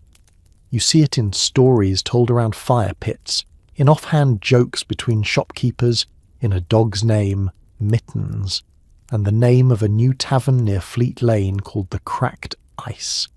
The city, never one to waste a good memory, has already begun folding the fair into its architecture of tall tales and daily grind. Even the ledger books haven't escaped. A fishmonger down by Billingsgate has started adding a red mark next to every name who purchased during the freeze. He calls them ice customers. Best sort, he says with a wink. Anyone who buys fish from a frozen river and doesn't blink when it twitches, that's loyalty. The fair has become a kind of quiet badge, worn invisibly by those who are there. You see it in the knowing glances, the sudden shifts in tone when the frost is mentioned. No one explains. No one needs to. You were either part of it, or you weren't. Some have started gathering in the evenings, nothing official. Just small clusters of familiar faces near alley braziers and upstairs rooms in public houses. They share soup, old boots, and memories like salt. You attend a few of these gatherings. No one leads, no one performs, they just talk. Quietly, thoughtfully. One night, a man tells a story about the last hour before his booth collapsed. How he sold everything at half price, laughing like a lunatic, and gave away the last of his stock just before the ice gave a final crack beneath his feet. He fell, he says, but only to his knees. Best fall I've ever had. Someone else raises a mug and says, "To the fall," and everyone drinks. You share your story too. You describe the sound of the first crack, how you kept walking even when your heart told you to turn back, how the name you had printed on the ice is now fading in your coat pocket but growing sharper in your mind. They nod. They understand. You're not alone.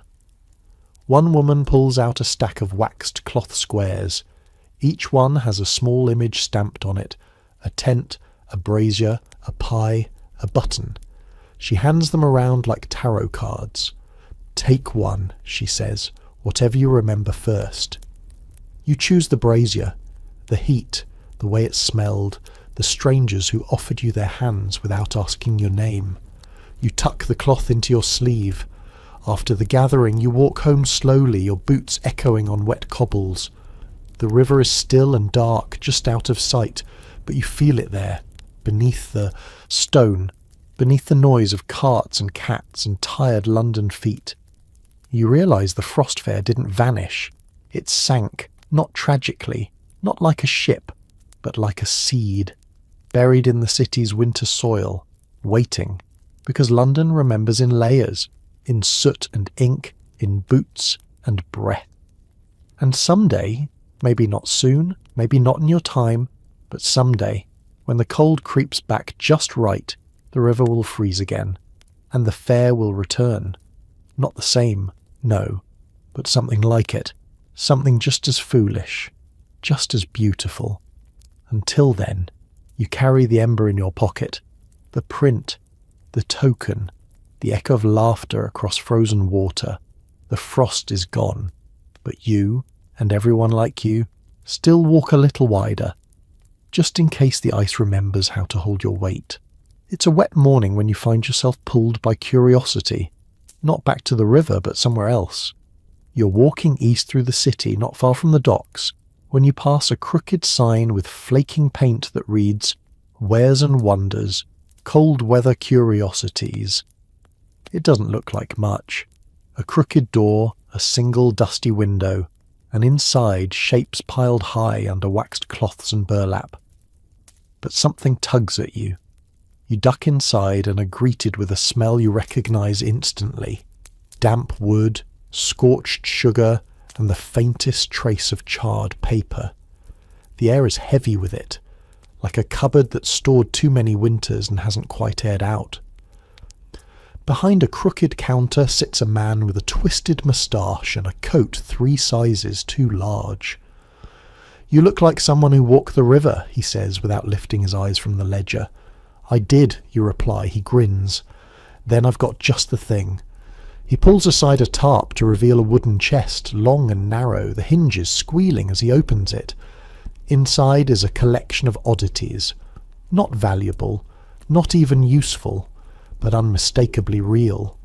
There's a melted ink stamp shaped like a fish, a braid of twine from a tent pole, a frozen apple core sealed in wax like a relic, a small pouch labelled "Ash from the Final Brazier" mixed with peppermint. He lifts one item with reverence, a single black mitten with a patch sewn in blue thread. "I watched this fall off a girl's sled," he says. "She never came back for it, but she laughed when it happened. That's why I kept it." You nod. The man gestures to a shelf at the back. "You're welcome to leave something. Only rule is, it has to be forgotten, not lost, just done with." You reach into your coat and touch the folded paper, the one with your name, the print you'd made that day on the ice. The ink is faded now, the edges soft and curled. You've carried it through wind, slush and rain, but maybe, just maybe, it's time to let it rest. You hesitate, then unfold it one last time. The letters are still there, blurred but steady. Proof that you were part of something impossible, that you stood on a river not to survive the cold, but to live in it. You tuck it gently into the open drawer of the cabinet marked "Memory." The man says nothing, just closes the drawer slowly and nods once, as if sealing a pact. You leave lighter. Back on the street, the fog has lifted slightly, and the wind carries the smell of something roasted. Nuts, or chestnuts maybe. A boy runs past trailing a scarf too long for his neck. Somewhere in the distance a bell rings, not a church bell, just someone testing the tone of a cartwheel. You find yourself near a familiar alley and peer down, expecting to see puddles and rubbish, but instead there's chalk on the wall again, a new drawing, a brazier still glowing. Next to it the words, "We built it once, we'll build it again," and you believe it, because frost is never permanent, but neither is fire, and between the two people find a way to dance. That evening, back in your room, you light a candle, not because it's dark, but because it reminds you of the boy and the bottle. The flame flickers against the wall, just like it did on the river, throwing soft, restless shadows that stretch and shrink with every breath of wind. You sit near it, hands wrapped around a mug of something hot and poorly made, staring at the glow as if it might flicker into memory and show you the frost fair all over again. You're not trying to remember, you're trying to stay. But memory doesn't work like ice. It doesn't freeze solid. It shifts. It melts. It reshapes itself the more you walk around inside it. You think about the people you met, how none of them ever told you their names, but you still remember the shape of their coats, the sound of their laughter, the way they moved when the ice cracked beneath them. You remember the girl who skated in her potato sack, the man who made stew from snow and stories, the boy who screamed during the ice cream game and sent 4 grown men sprawling. You remember their humanity more than their faces, and maybe that's the real miracle of it. The Frost Fair wasn't about celebration. It was about defiance. It was about saying, we will not wait for the thaw to feel alive. You poke at the fire in your little stove and listen to the coals sigh. Then, with no real plan, you pull out the cloth token you'd bought weeks ago, the one carved with the ripple in the ice. You tie it around your wrist again. It's fraying now. A smudge of soot has worked its way into the grooves. You rub your thumb over it and feel how smooth it's become. It makes you think about the rules people began to follow on the river. No written law, no enforcer, just quiet understandings. Don't walk too close to the cracks. Share the heat. Pick up the mittens. Laugh first, worry later. They weren't rules meant for frost. They were rules meant for people. And when you walk through the city now, you see how some of them have followed people back onto dry land. A stranger hands another a dry glove. A pie seller adds a crooked sign to her booth. Still loud, just warmer. A chimney sweep whistles the Frost Fair jig on his way up a ladder. And you? You walk differently now, softer on the edges, wider in the stance. Like your boots still expect the ground to shift and you're okay with that. You pass the river once more before bed just to look. It's full now, completely thawed, flowing fast, the water dark as ink and speckled with stars. It's as if it's trying to wash away every sign that people once danced here.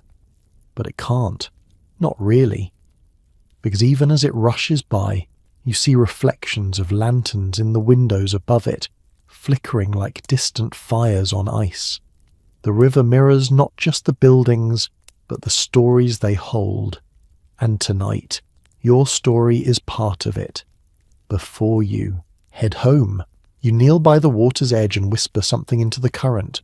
Not a prayer, not a wish, just 2 words, next time. Then you stand, pull your coat tight, and vanish into the city that once built a kingdom of joy on a frozen spine.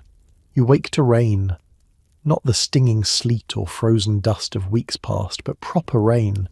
The kind that drums on rooftops and slides down window panes like melting thoughts. It soaks everything without apology. The city smells of wet stone and ash, of thawed mud, and the faint sweetness of rotting apples left too long in a cart. But there's something almost kind in it. This rain doesn't threaten. It rinses. It wipes clean the chalked drawings from brick walls, tugs scarves loose from fences, and washes forgotten tokens down the gutters. It doesn't erase the frost fair. It just says, you may move on now. Still, you linger. You found yourself walking the city more often these days, not looking for anything in particular, but collecting echoes. Little flashes of recognition in unexpected places. The blackened handle of an old kettle in a shop window. A smudged sign that once read, "Soup like you remember." A pigeon standing triumphantly on a cracked wooden board with the words "Skating Lane," barely visible beneath the grime. You drift toward a neighbourhood you haven't visited since before the freeze.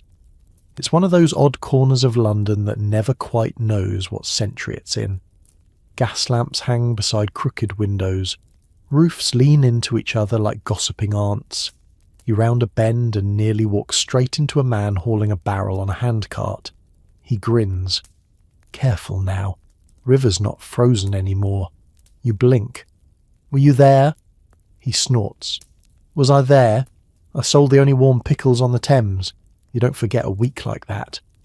He nods once and carries on, whistling a tune you almost, but not quite, recognise. Later that day you find yourself standing at a familiar threshold, the old printer's shop.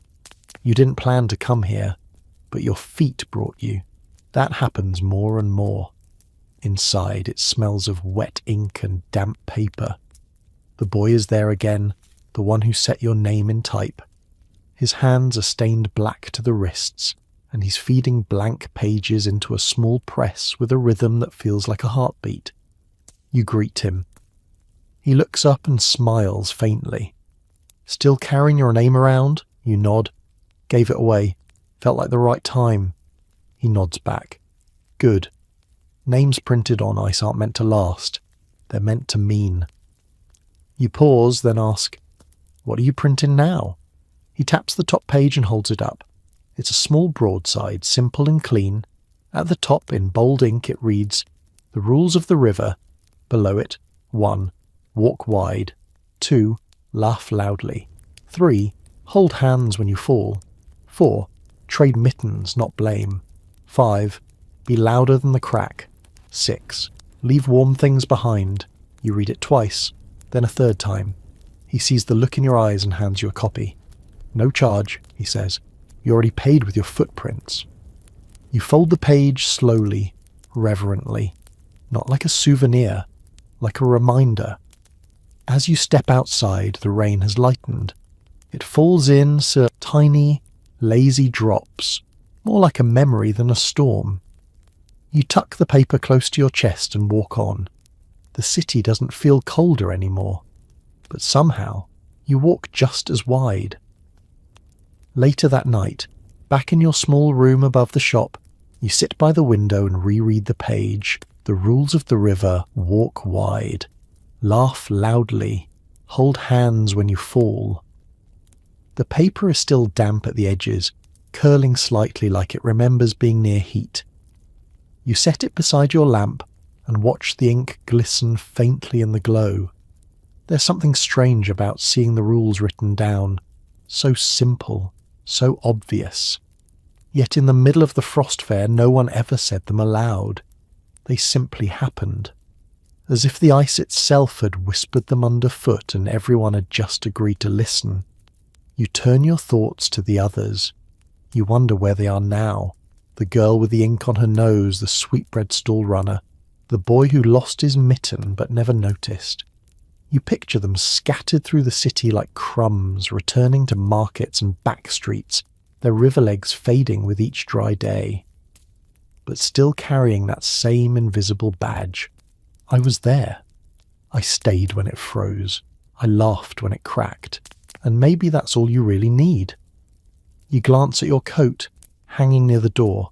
The cloth token still loops from its buttonhole, darkened by rain and time. You touch it gently. A ripple. A reminder. Outside, the street glistens. Lanterns flicker through the fog. The world is wet and dark and moving on. But before you close the window, you spot something tucked into the crook of the lamppost across the way. A scrap of paper, flapping in the wind. You can just make out the words scrawled in charcoal. Fair's over, but I'm still loud. You smile. You didn't write it, but it could have been yours. The next morning you pass it again. The paper is gone, blown away, soaked through, erased. But it doesn't matter. The point wasn't to last. The point was to mean something while it did. You spend the rest of the day doing ordinary things, buying bread, sharing tea, helping a neighbour haul buckets of coal up a narrow stair. But everything you do feels just slightly altered, like the city has shifted 2 degrees on its axis, and only a few people can feel it. When night falls, you meet a few others at a tavern near the southern docks. They don't call it a gathering, they just happen to be there. You join a table near the hearth. Someone pulls out a crumpled drawing of a mitten. Someone else has a coin they claim was lost and recovered beneath the ice. It's bent and scuffed and worthless. It passes from hand to hand like treasure. A woman tells a story about how she built a tent in a single night and sold enough ribbons to pay her rent for a month. A man describes falling through a soft patch of ice and being pulled out by a stranger who never said a word. They all laugh. They all remember. And you, listening quietly, realise something. The frost fair did end, but it didn't disappear. It just melted into the marrow of the city. It's in the jokes that carry a chill, the glances that linger in puddles, the way people hold a stranger's elbow when crossing a slick stone.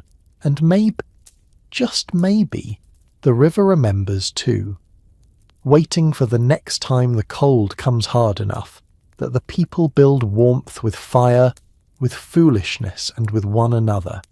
You raise your mug to frost, to fair, to being louder than the crack. Spring never arrives all at once in London. It creeps.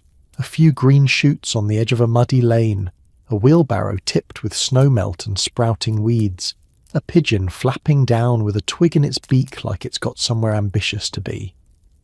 And one morning, as you're walking past the alley where the button seller used to ply his wares, you hear something astonishing. Birdsong, not the scratchy winter caws. Real birdsong, clear, fluting, defiant. As if the city had been holding its breath for months and suddenly remembered how to sing. And yet, even as the world warms, you still find traces of frost. You pass a rag and bone man dragging a cart full of scrap wood and broken pottery. At the very bottom is a painted sign, bent and damp, with only half the lettering still visible. It reads, Esti Tava. The rest has flaked away. You don't need the full words. You remember the feel of the floorboards under your boots, the heat from the mismatched braziers, the laugh that echoed after someone tried to dance with a turnip. You follow the cart for a while, not sure why. Maybe just to see where a piece of the frost fair ends up. Eventually, the man turns down a lane, and you keep going. You wind through the city without aim, past washing lines strung between buildings like flags of the new season, past a bakery whose window panes are no longer fogged from the cold but open, the smell of warm dough spilling into the street, past a wall where someone has scratched the words, "We remember warmth differently now." You stop at the river again. Of course you do. It flows now with confidence, swollen from rain and melt, its banks muddied, its bridges busy.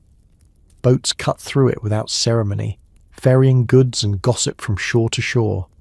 The Thames has resumed its role, quiet, important, uninterested in your personal history, and still you watch. There's no sign of the fair, not above the surface anyway, but you'd wager a few sunken planks and shattered teacups lie beneath the current. Maybe a button, a spoon, a half-carved token. Maybe your name, ink melted into the riverbed. You stay until your legs ache from standing, then head home, ducking through back streets where the light barely touches the ground. In one such alley you find something unexpected. A small crate, propped open. Inside, a pile of tokens, real ones. Round, wooden, each carved with a different symbol. Mittens, mugs, fiddles, boots, cracked hearts. Above the crate, a scrap of cloth is tacked to the wall. It reads, "Forgotten, leave one, remembered, take one." You reach in and pull out a disc marked with 3 wavy lines. Water, maybe, or sound. You're not sure. You leave your own. Not the token from your coat, that stays with you, but something else. A scrap of ribbon you've been carrying for weeks, once tied to a tent flap, now long dissolved. You knot it through a hole in one of the plain wooden tokens, set it gently in the crate, and step back. Someone will find it. Someone will wonder where it came from. And maybe, just maybe, they'll feel a sliver of the story tug at them. The fair lives on like this now, in tokens, in splinters, in stories swapped over windowsills and firelit pubs.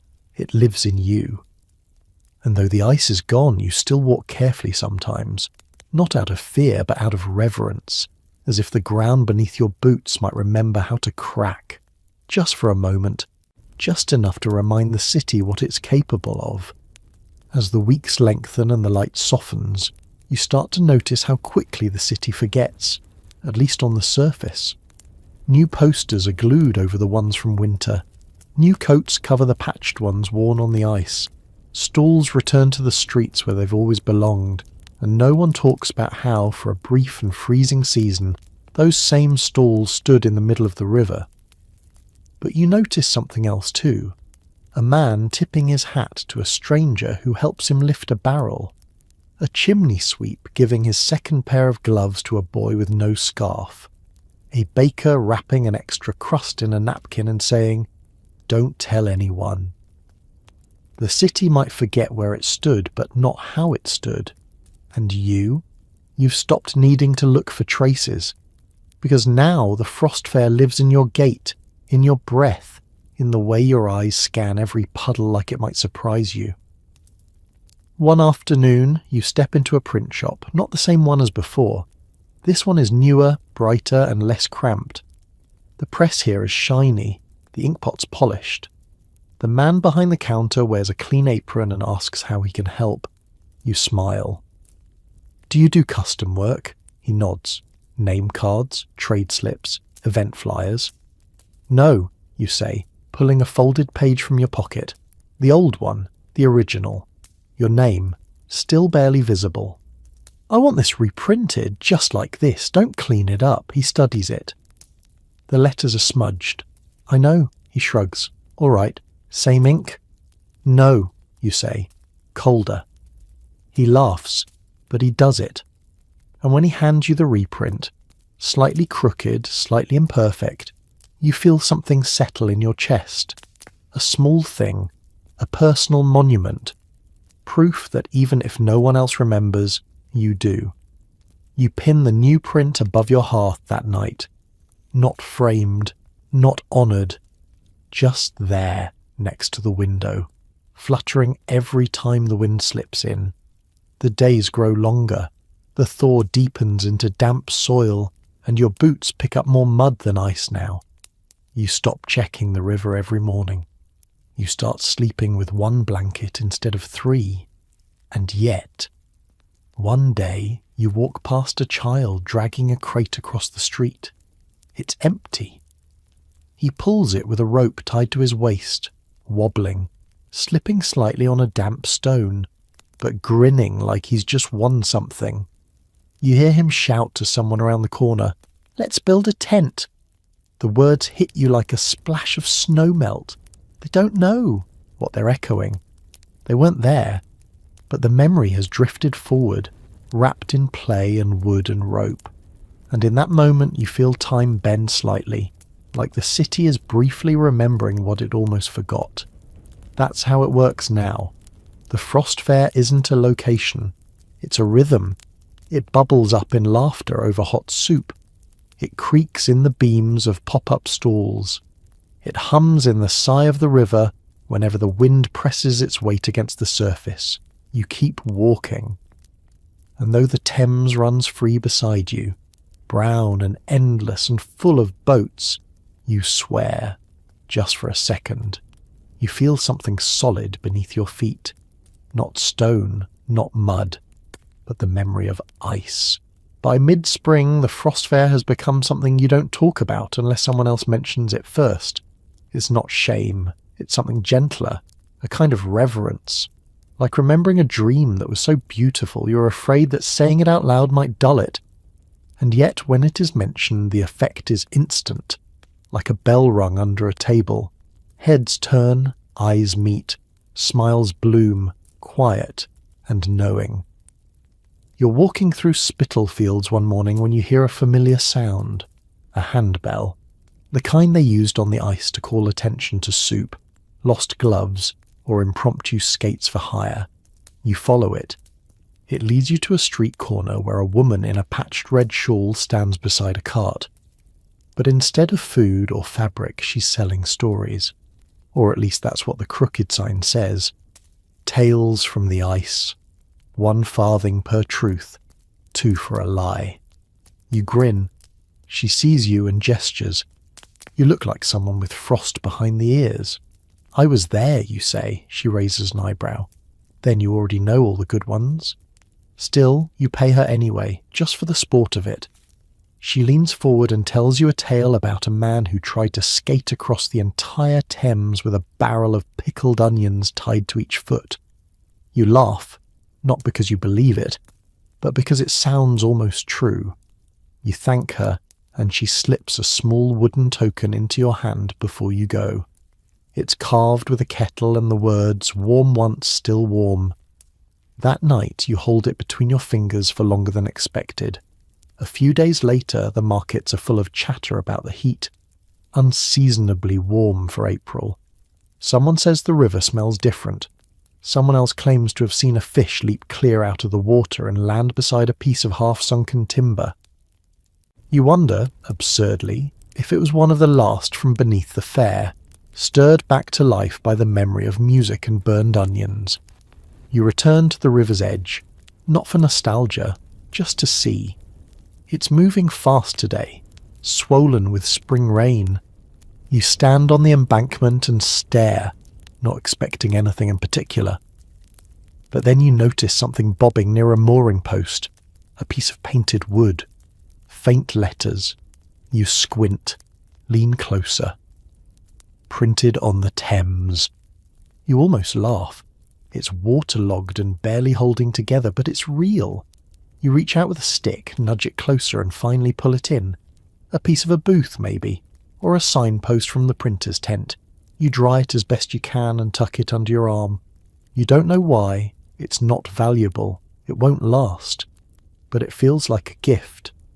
On your way home, a boy sees it and asks, "What's that?" You pause. You could tell him it's nothing, just scrap wood, drifted in from nowhere. But instead you kneel, hold it out and say, This is from a city that once danced on a river." He frowns. "Is that a real story?" You wink. "Depends how loud you are when you tell it." A few evenings later, you're walking home past the bookbinders when you catch a glimpse of something strange in the window. It isn't a display, just a stack of pages left carelessly on a table inside. But the top sheet has a rough woodcut print that stops you cold, a sketch of the river, tents, lanterns, and beneath, scrawled in a flourish, Frost Fair 1683, never again, always again. You step inside. The shop is quiet, lit only by a small oil lamp near the back. The binder, a lean man with ink-stained fingers, looks up and nods. "Print caught your eye?" You nod. "Where did you get it?" He shrugs. "Been circulating. Folks bring me scraps, stories, old signs. I reprint them sometimes, something to hold on to."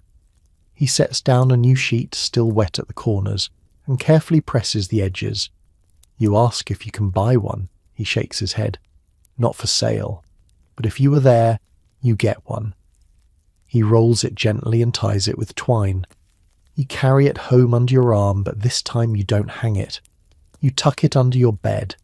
Let it rest where it's quiet. 'Cause now you understand. Some memories are meant to stay folded for a while.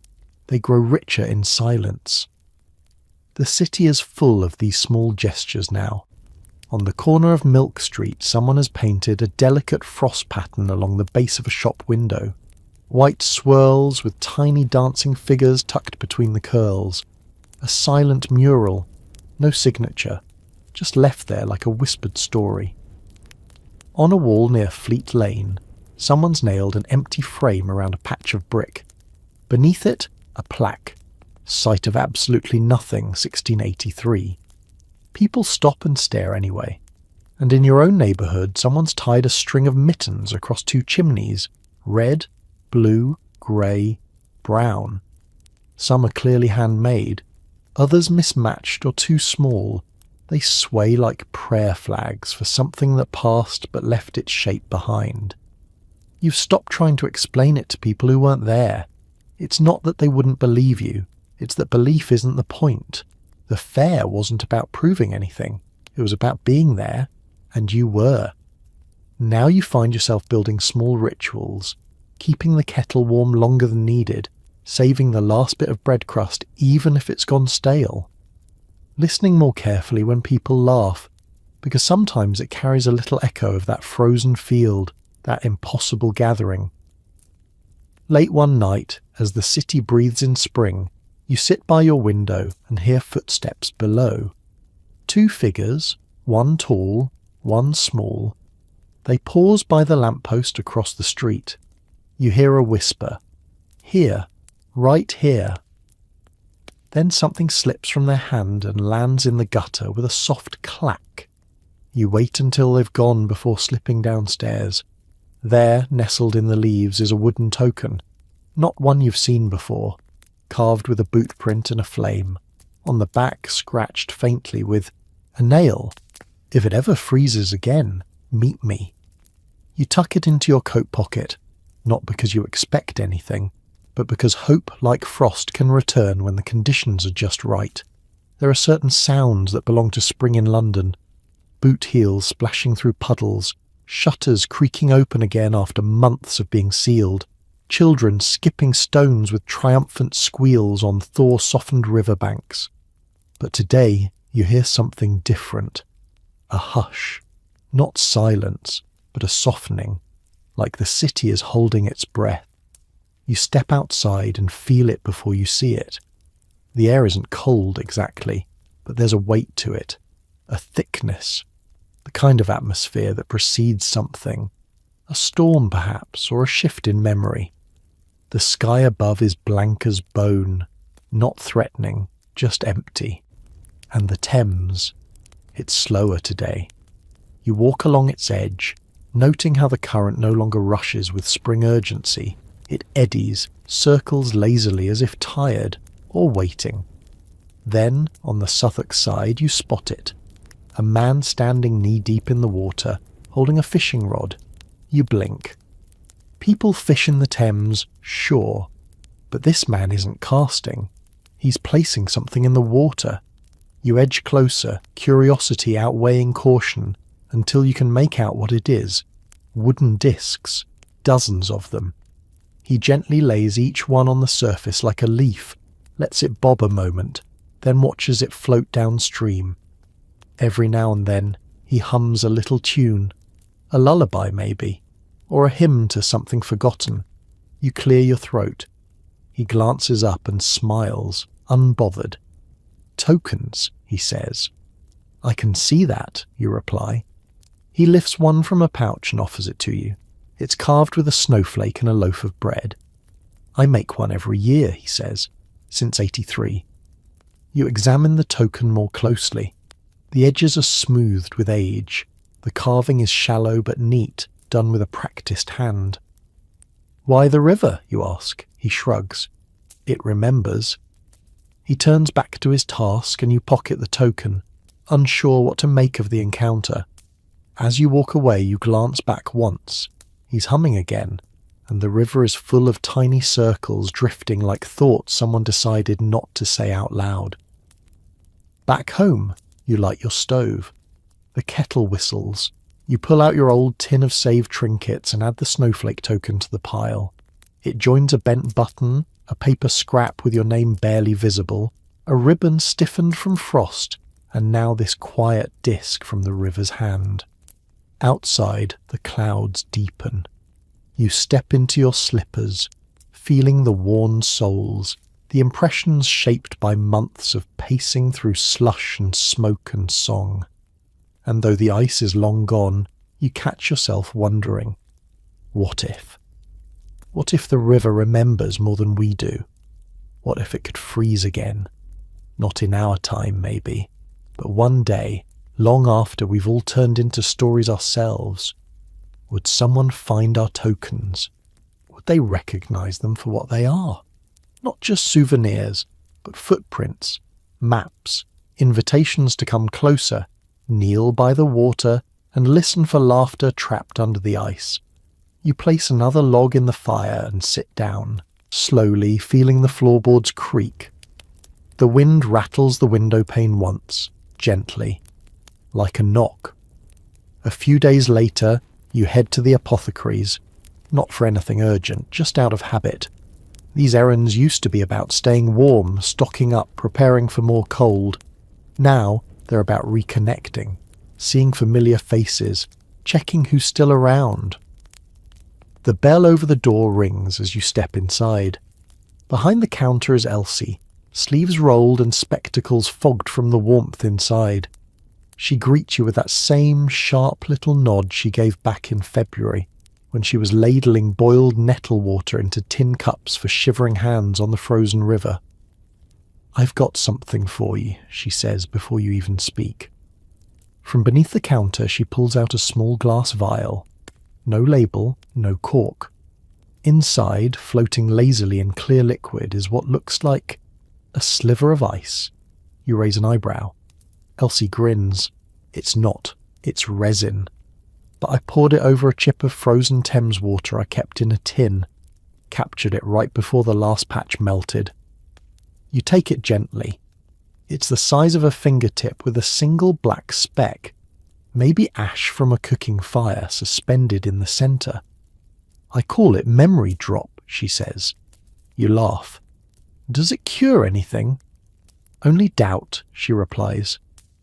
You thank her and leave, the little vial clinking in your pocket.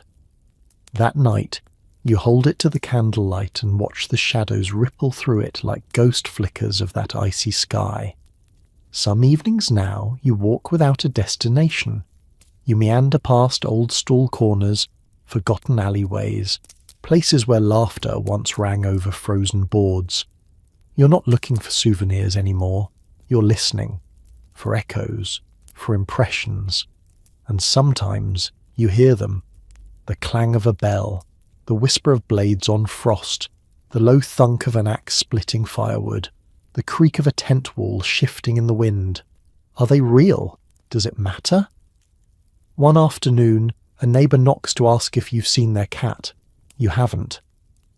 But after they leave, you find a set of tiny paw prints in the soft earth by your back step. Not cat prints, though. Birds. Pigeons, maybe. Or, if you let your mind wander, perhaps the same birds that once pecked at crumbs scattered on ice, beside barrels of sugared plums and cheap gin. You imagine them landing now on your roof, perching, watching, as if waiting for the ice to return so they can perform again, strutting between booths and stealing crusts from mittened hands.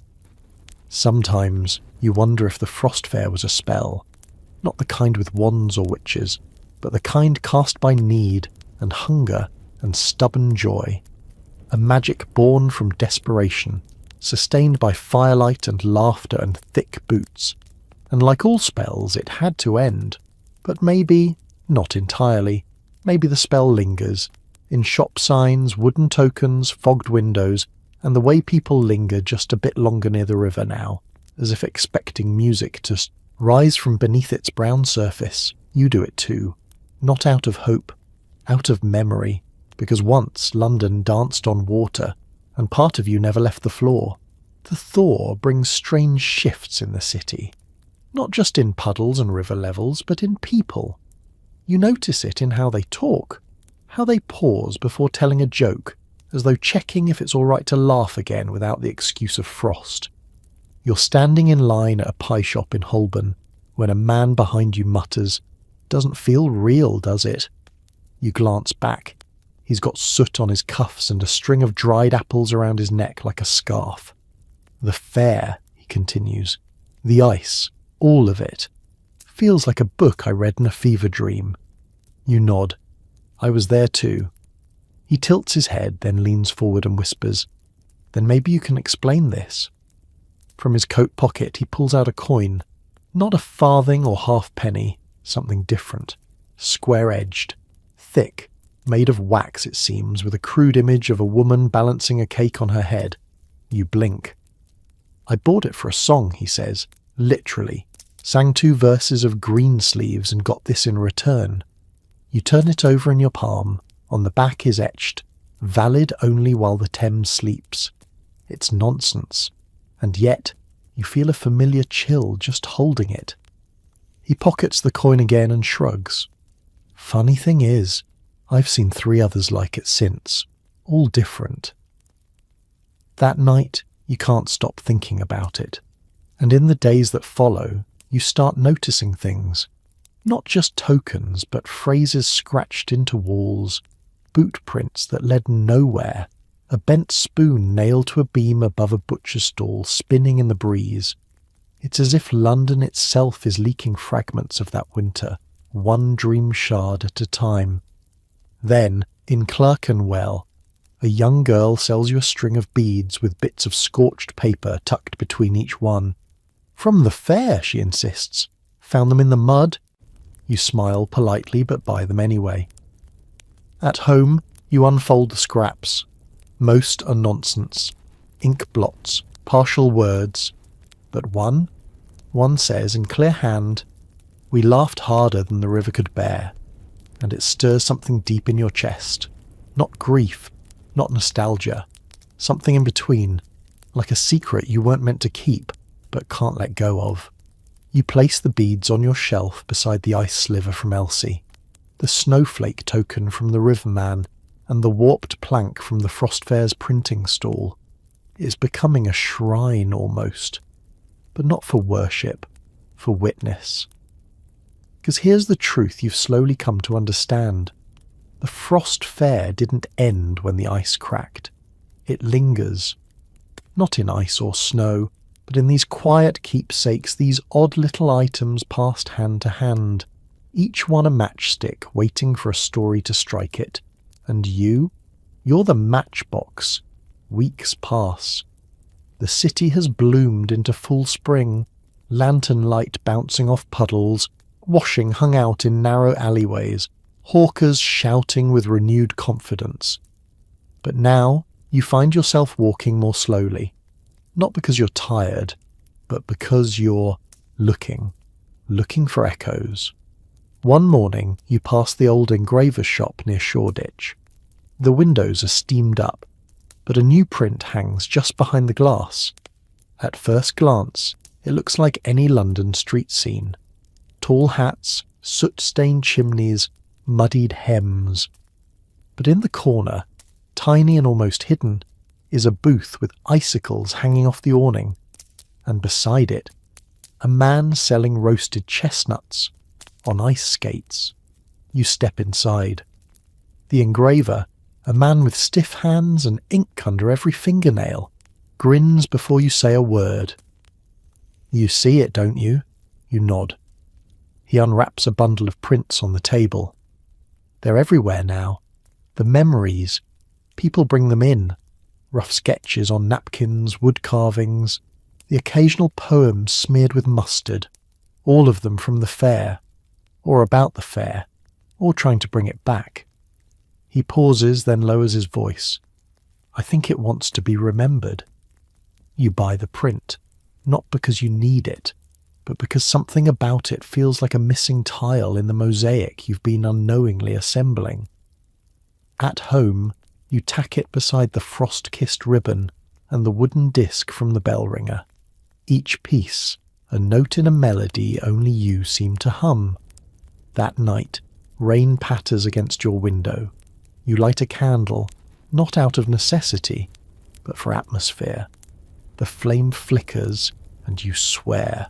For the briefest of seconds, you see a shimmer of white across the floorboards, like frost remembering where it once lay. You lean forward. Nothing, but your heart skips anyway. The next day, in Covent Garden, you spot something dangling from a clothesline. A mitten. Not just any mitten, but yours. The one you lost months ago during the Frost Fair, when you dropped it while racing toward the sugared apple stall. It's torn at the wrist, the button missing, but unmistakably yours. You ask the woman who lives there. She shrugs. Found it in the rafters. No idea how it got there. You trade her a fresh loaf for it and walk home with a ridiculous grin. You've no idea how it survived, but now it joins the others on your little Frost Fair altar. Every piece matters now, not because they're valuable, because they proved it happened, that you were there, that joy was real. One frozen season when London forgot itself just long enough to become something else. A place of card tables and sledding pigs and teetering cake towers and painted tokens and laughter echoing off the Thames like wind chimes. You add the mitten to the shelf, right between the resin droplet and the scorched bead string. And as you do, you whisper, not for anyone else, just for yourself. I remember. One overcast afternoon you find yourself back on the river path, not because you planned it. Your feet just took you there. The Thames is wide and brown again, sluggish from spring rains. Barges chug along its surface like nothing ever happened, their groaning timbers and oars leaving ripples in water that once bore candlelight and dancing boots. You reach the embankment near Blackfriars, the same spot where the printing stall once stood, where you bought that ridiculous handbill about iced potatoes for spiritual alignment. The stones are slick with moss now, no trace of tents or ribbons or sawdust. But then, half buried beneath a loose cobble, you see it, a shard of painted wood. You squat to pull it free, brushing off clumps of damp earth. The paint is faded but still legible. Hat's half price if you can juggle. You laugh out loud. People passing by glance at you sideways. You don't care. Your heart does that strange aching flutter again. You slip the sign into your coat and continue walking, eyes sharp now. As you pass under the Southwark Bridge, something catches your eye. On the underside of one of the stone supports, a faint scrawl of red. We walked where no feet should. It's barely there. You wonder how long it's been waiting for someone to notice, and suddenly you know what you have to do. You head home, pull open the drawer where your memories live, tokens, mittens, smudged scraps, that vial of resin, and begin arranging them carefully on your table. Then, on a fresh piece of parchment, you start to write. Not for publication, not for sale, just for keeping. You begin with, it began with a sound, not ice cracking, but laughter. The words come easily.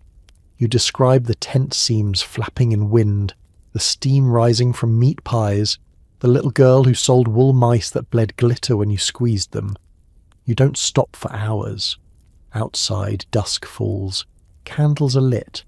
The city exhales. And still, you write. Because you've realised the Frost Fair wasn't just an event. It was a transformation. London shrugged off its soot and soothed its own aching bones. The people didn't forget their problems. They danced beside them, sang over them, skated past them holding mugs of ale. You write about that night the fireworks nearly set the puppet theatre ablaze, and nobody ran. They just laughed and cheered and watched the sky flicker red. You write about how the silence after the thaw felt louder than the fair itself, and how you still, even now, sometimes hear music when you cross the river. The next morning you tuck the pages into a waxed folder, tie it with cord and place it gently beneath the floorboard under your bed, for someone to find, someday, when it freezes again. Spring deepens into summer. By now your frost-fair shrine has become something of a legend in your neighbourhood. Neighbours stop by with oddities. An icicle-shaped candle stub, a playing card sealed in wax, a spoon carved with tiny ice, skates. They leave them quietly without comment like offerings. You never asked for this, but you understand why they come.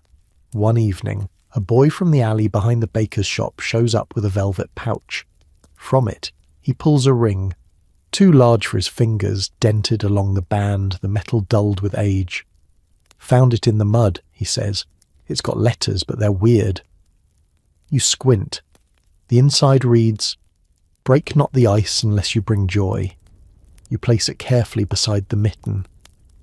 A few days later, a woman you've never met brings a wooden mask.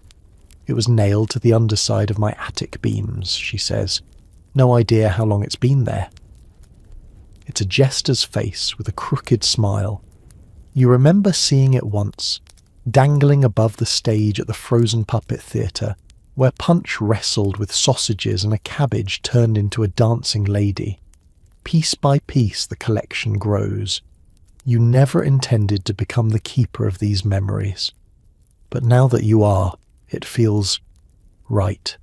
Not to own them, to guard them, to be the last witness perhaps before the story drifts too far from shore. Sometimes you wonder, were these things meant to find you? Or did you, without knowing, leave trails for them to follow? One late night, you open your window. The air is thick with summer heat, but you close your eyes and picture snow falling on that same sill, the frost tracing ghostly curls on the glass. And then you hear it, distant, soft, the tinkling of bells, not church bells, not carriage harnesses, sleigh bells, faint and impossible, yet unmistakable. You don't move, you don't even breathe. And slowly it fades. You don't chase it. You simply smile and let the silence settle again. In the morning you tie a small ribbon to your door latch, white with blue stitching, like the ones they gave out at the Frost Fair to anyone who won a skating race. And when the neighbour asks about it, you say only, "For remembrance." Because you know the frost may never come like that again. But someone, somewhere, someday, will walk beside the Thames and feel something strange in the air. A tug, a flicker, and maybe, just maybe, they'll remember what the river still holds deep in its current. Not just ice, not just cold, but laughter, candles, bread and ribbons and printed jokes and mugs of gin warmed by dancing. A city that turned winter into wonder, and 1,000 small stories like yours, floating just beneath the surface, waiting to be told again. By midsummer, London is loud again. Bustling carts, heated arguments, barefoot children running down cobbled lanes, steam rising from pie tins, and the splash of water buckets tossed from upstairs windows. The city has fully awakened. But you carry something quieter now. Not sadness, not longing, but a stillness, as though a thin layer of frost still lines the inside of your chest, cooling your steps, preserving something delicate. The Frost Fair has slipped from conversation. People talk about market prices, politics, roof leaks, and misbehaving goats.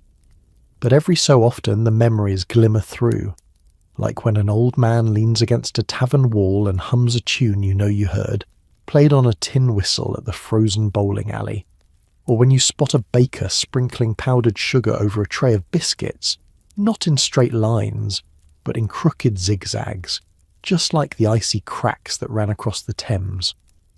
All the time you see a little girl skipping rope, chanting a rhyme that ends with, "Catch me on the river before it melts away." You pause. She doesn't know where it comes from, but you do. One afternoon, while sorting through your papers, you decide to visit the bookbinder near Fleet Street. You carry a bundle of notes, handbills, and pressed scraps, the odds and ends you scribbled during and after the freeze. You don't tell him what it's for. You just ask for a single, well-stitched volume with a dark blue cover.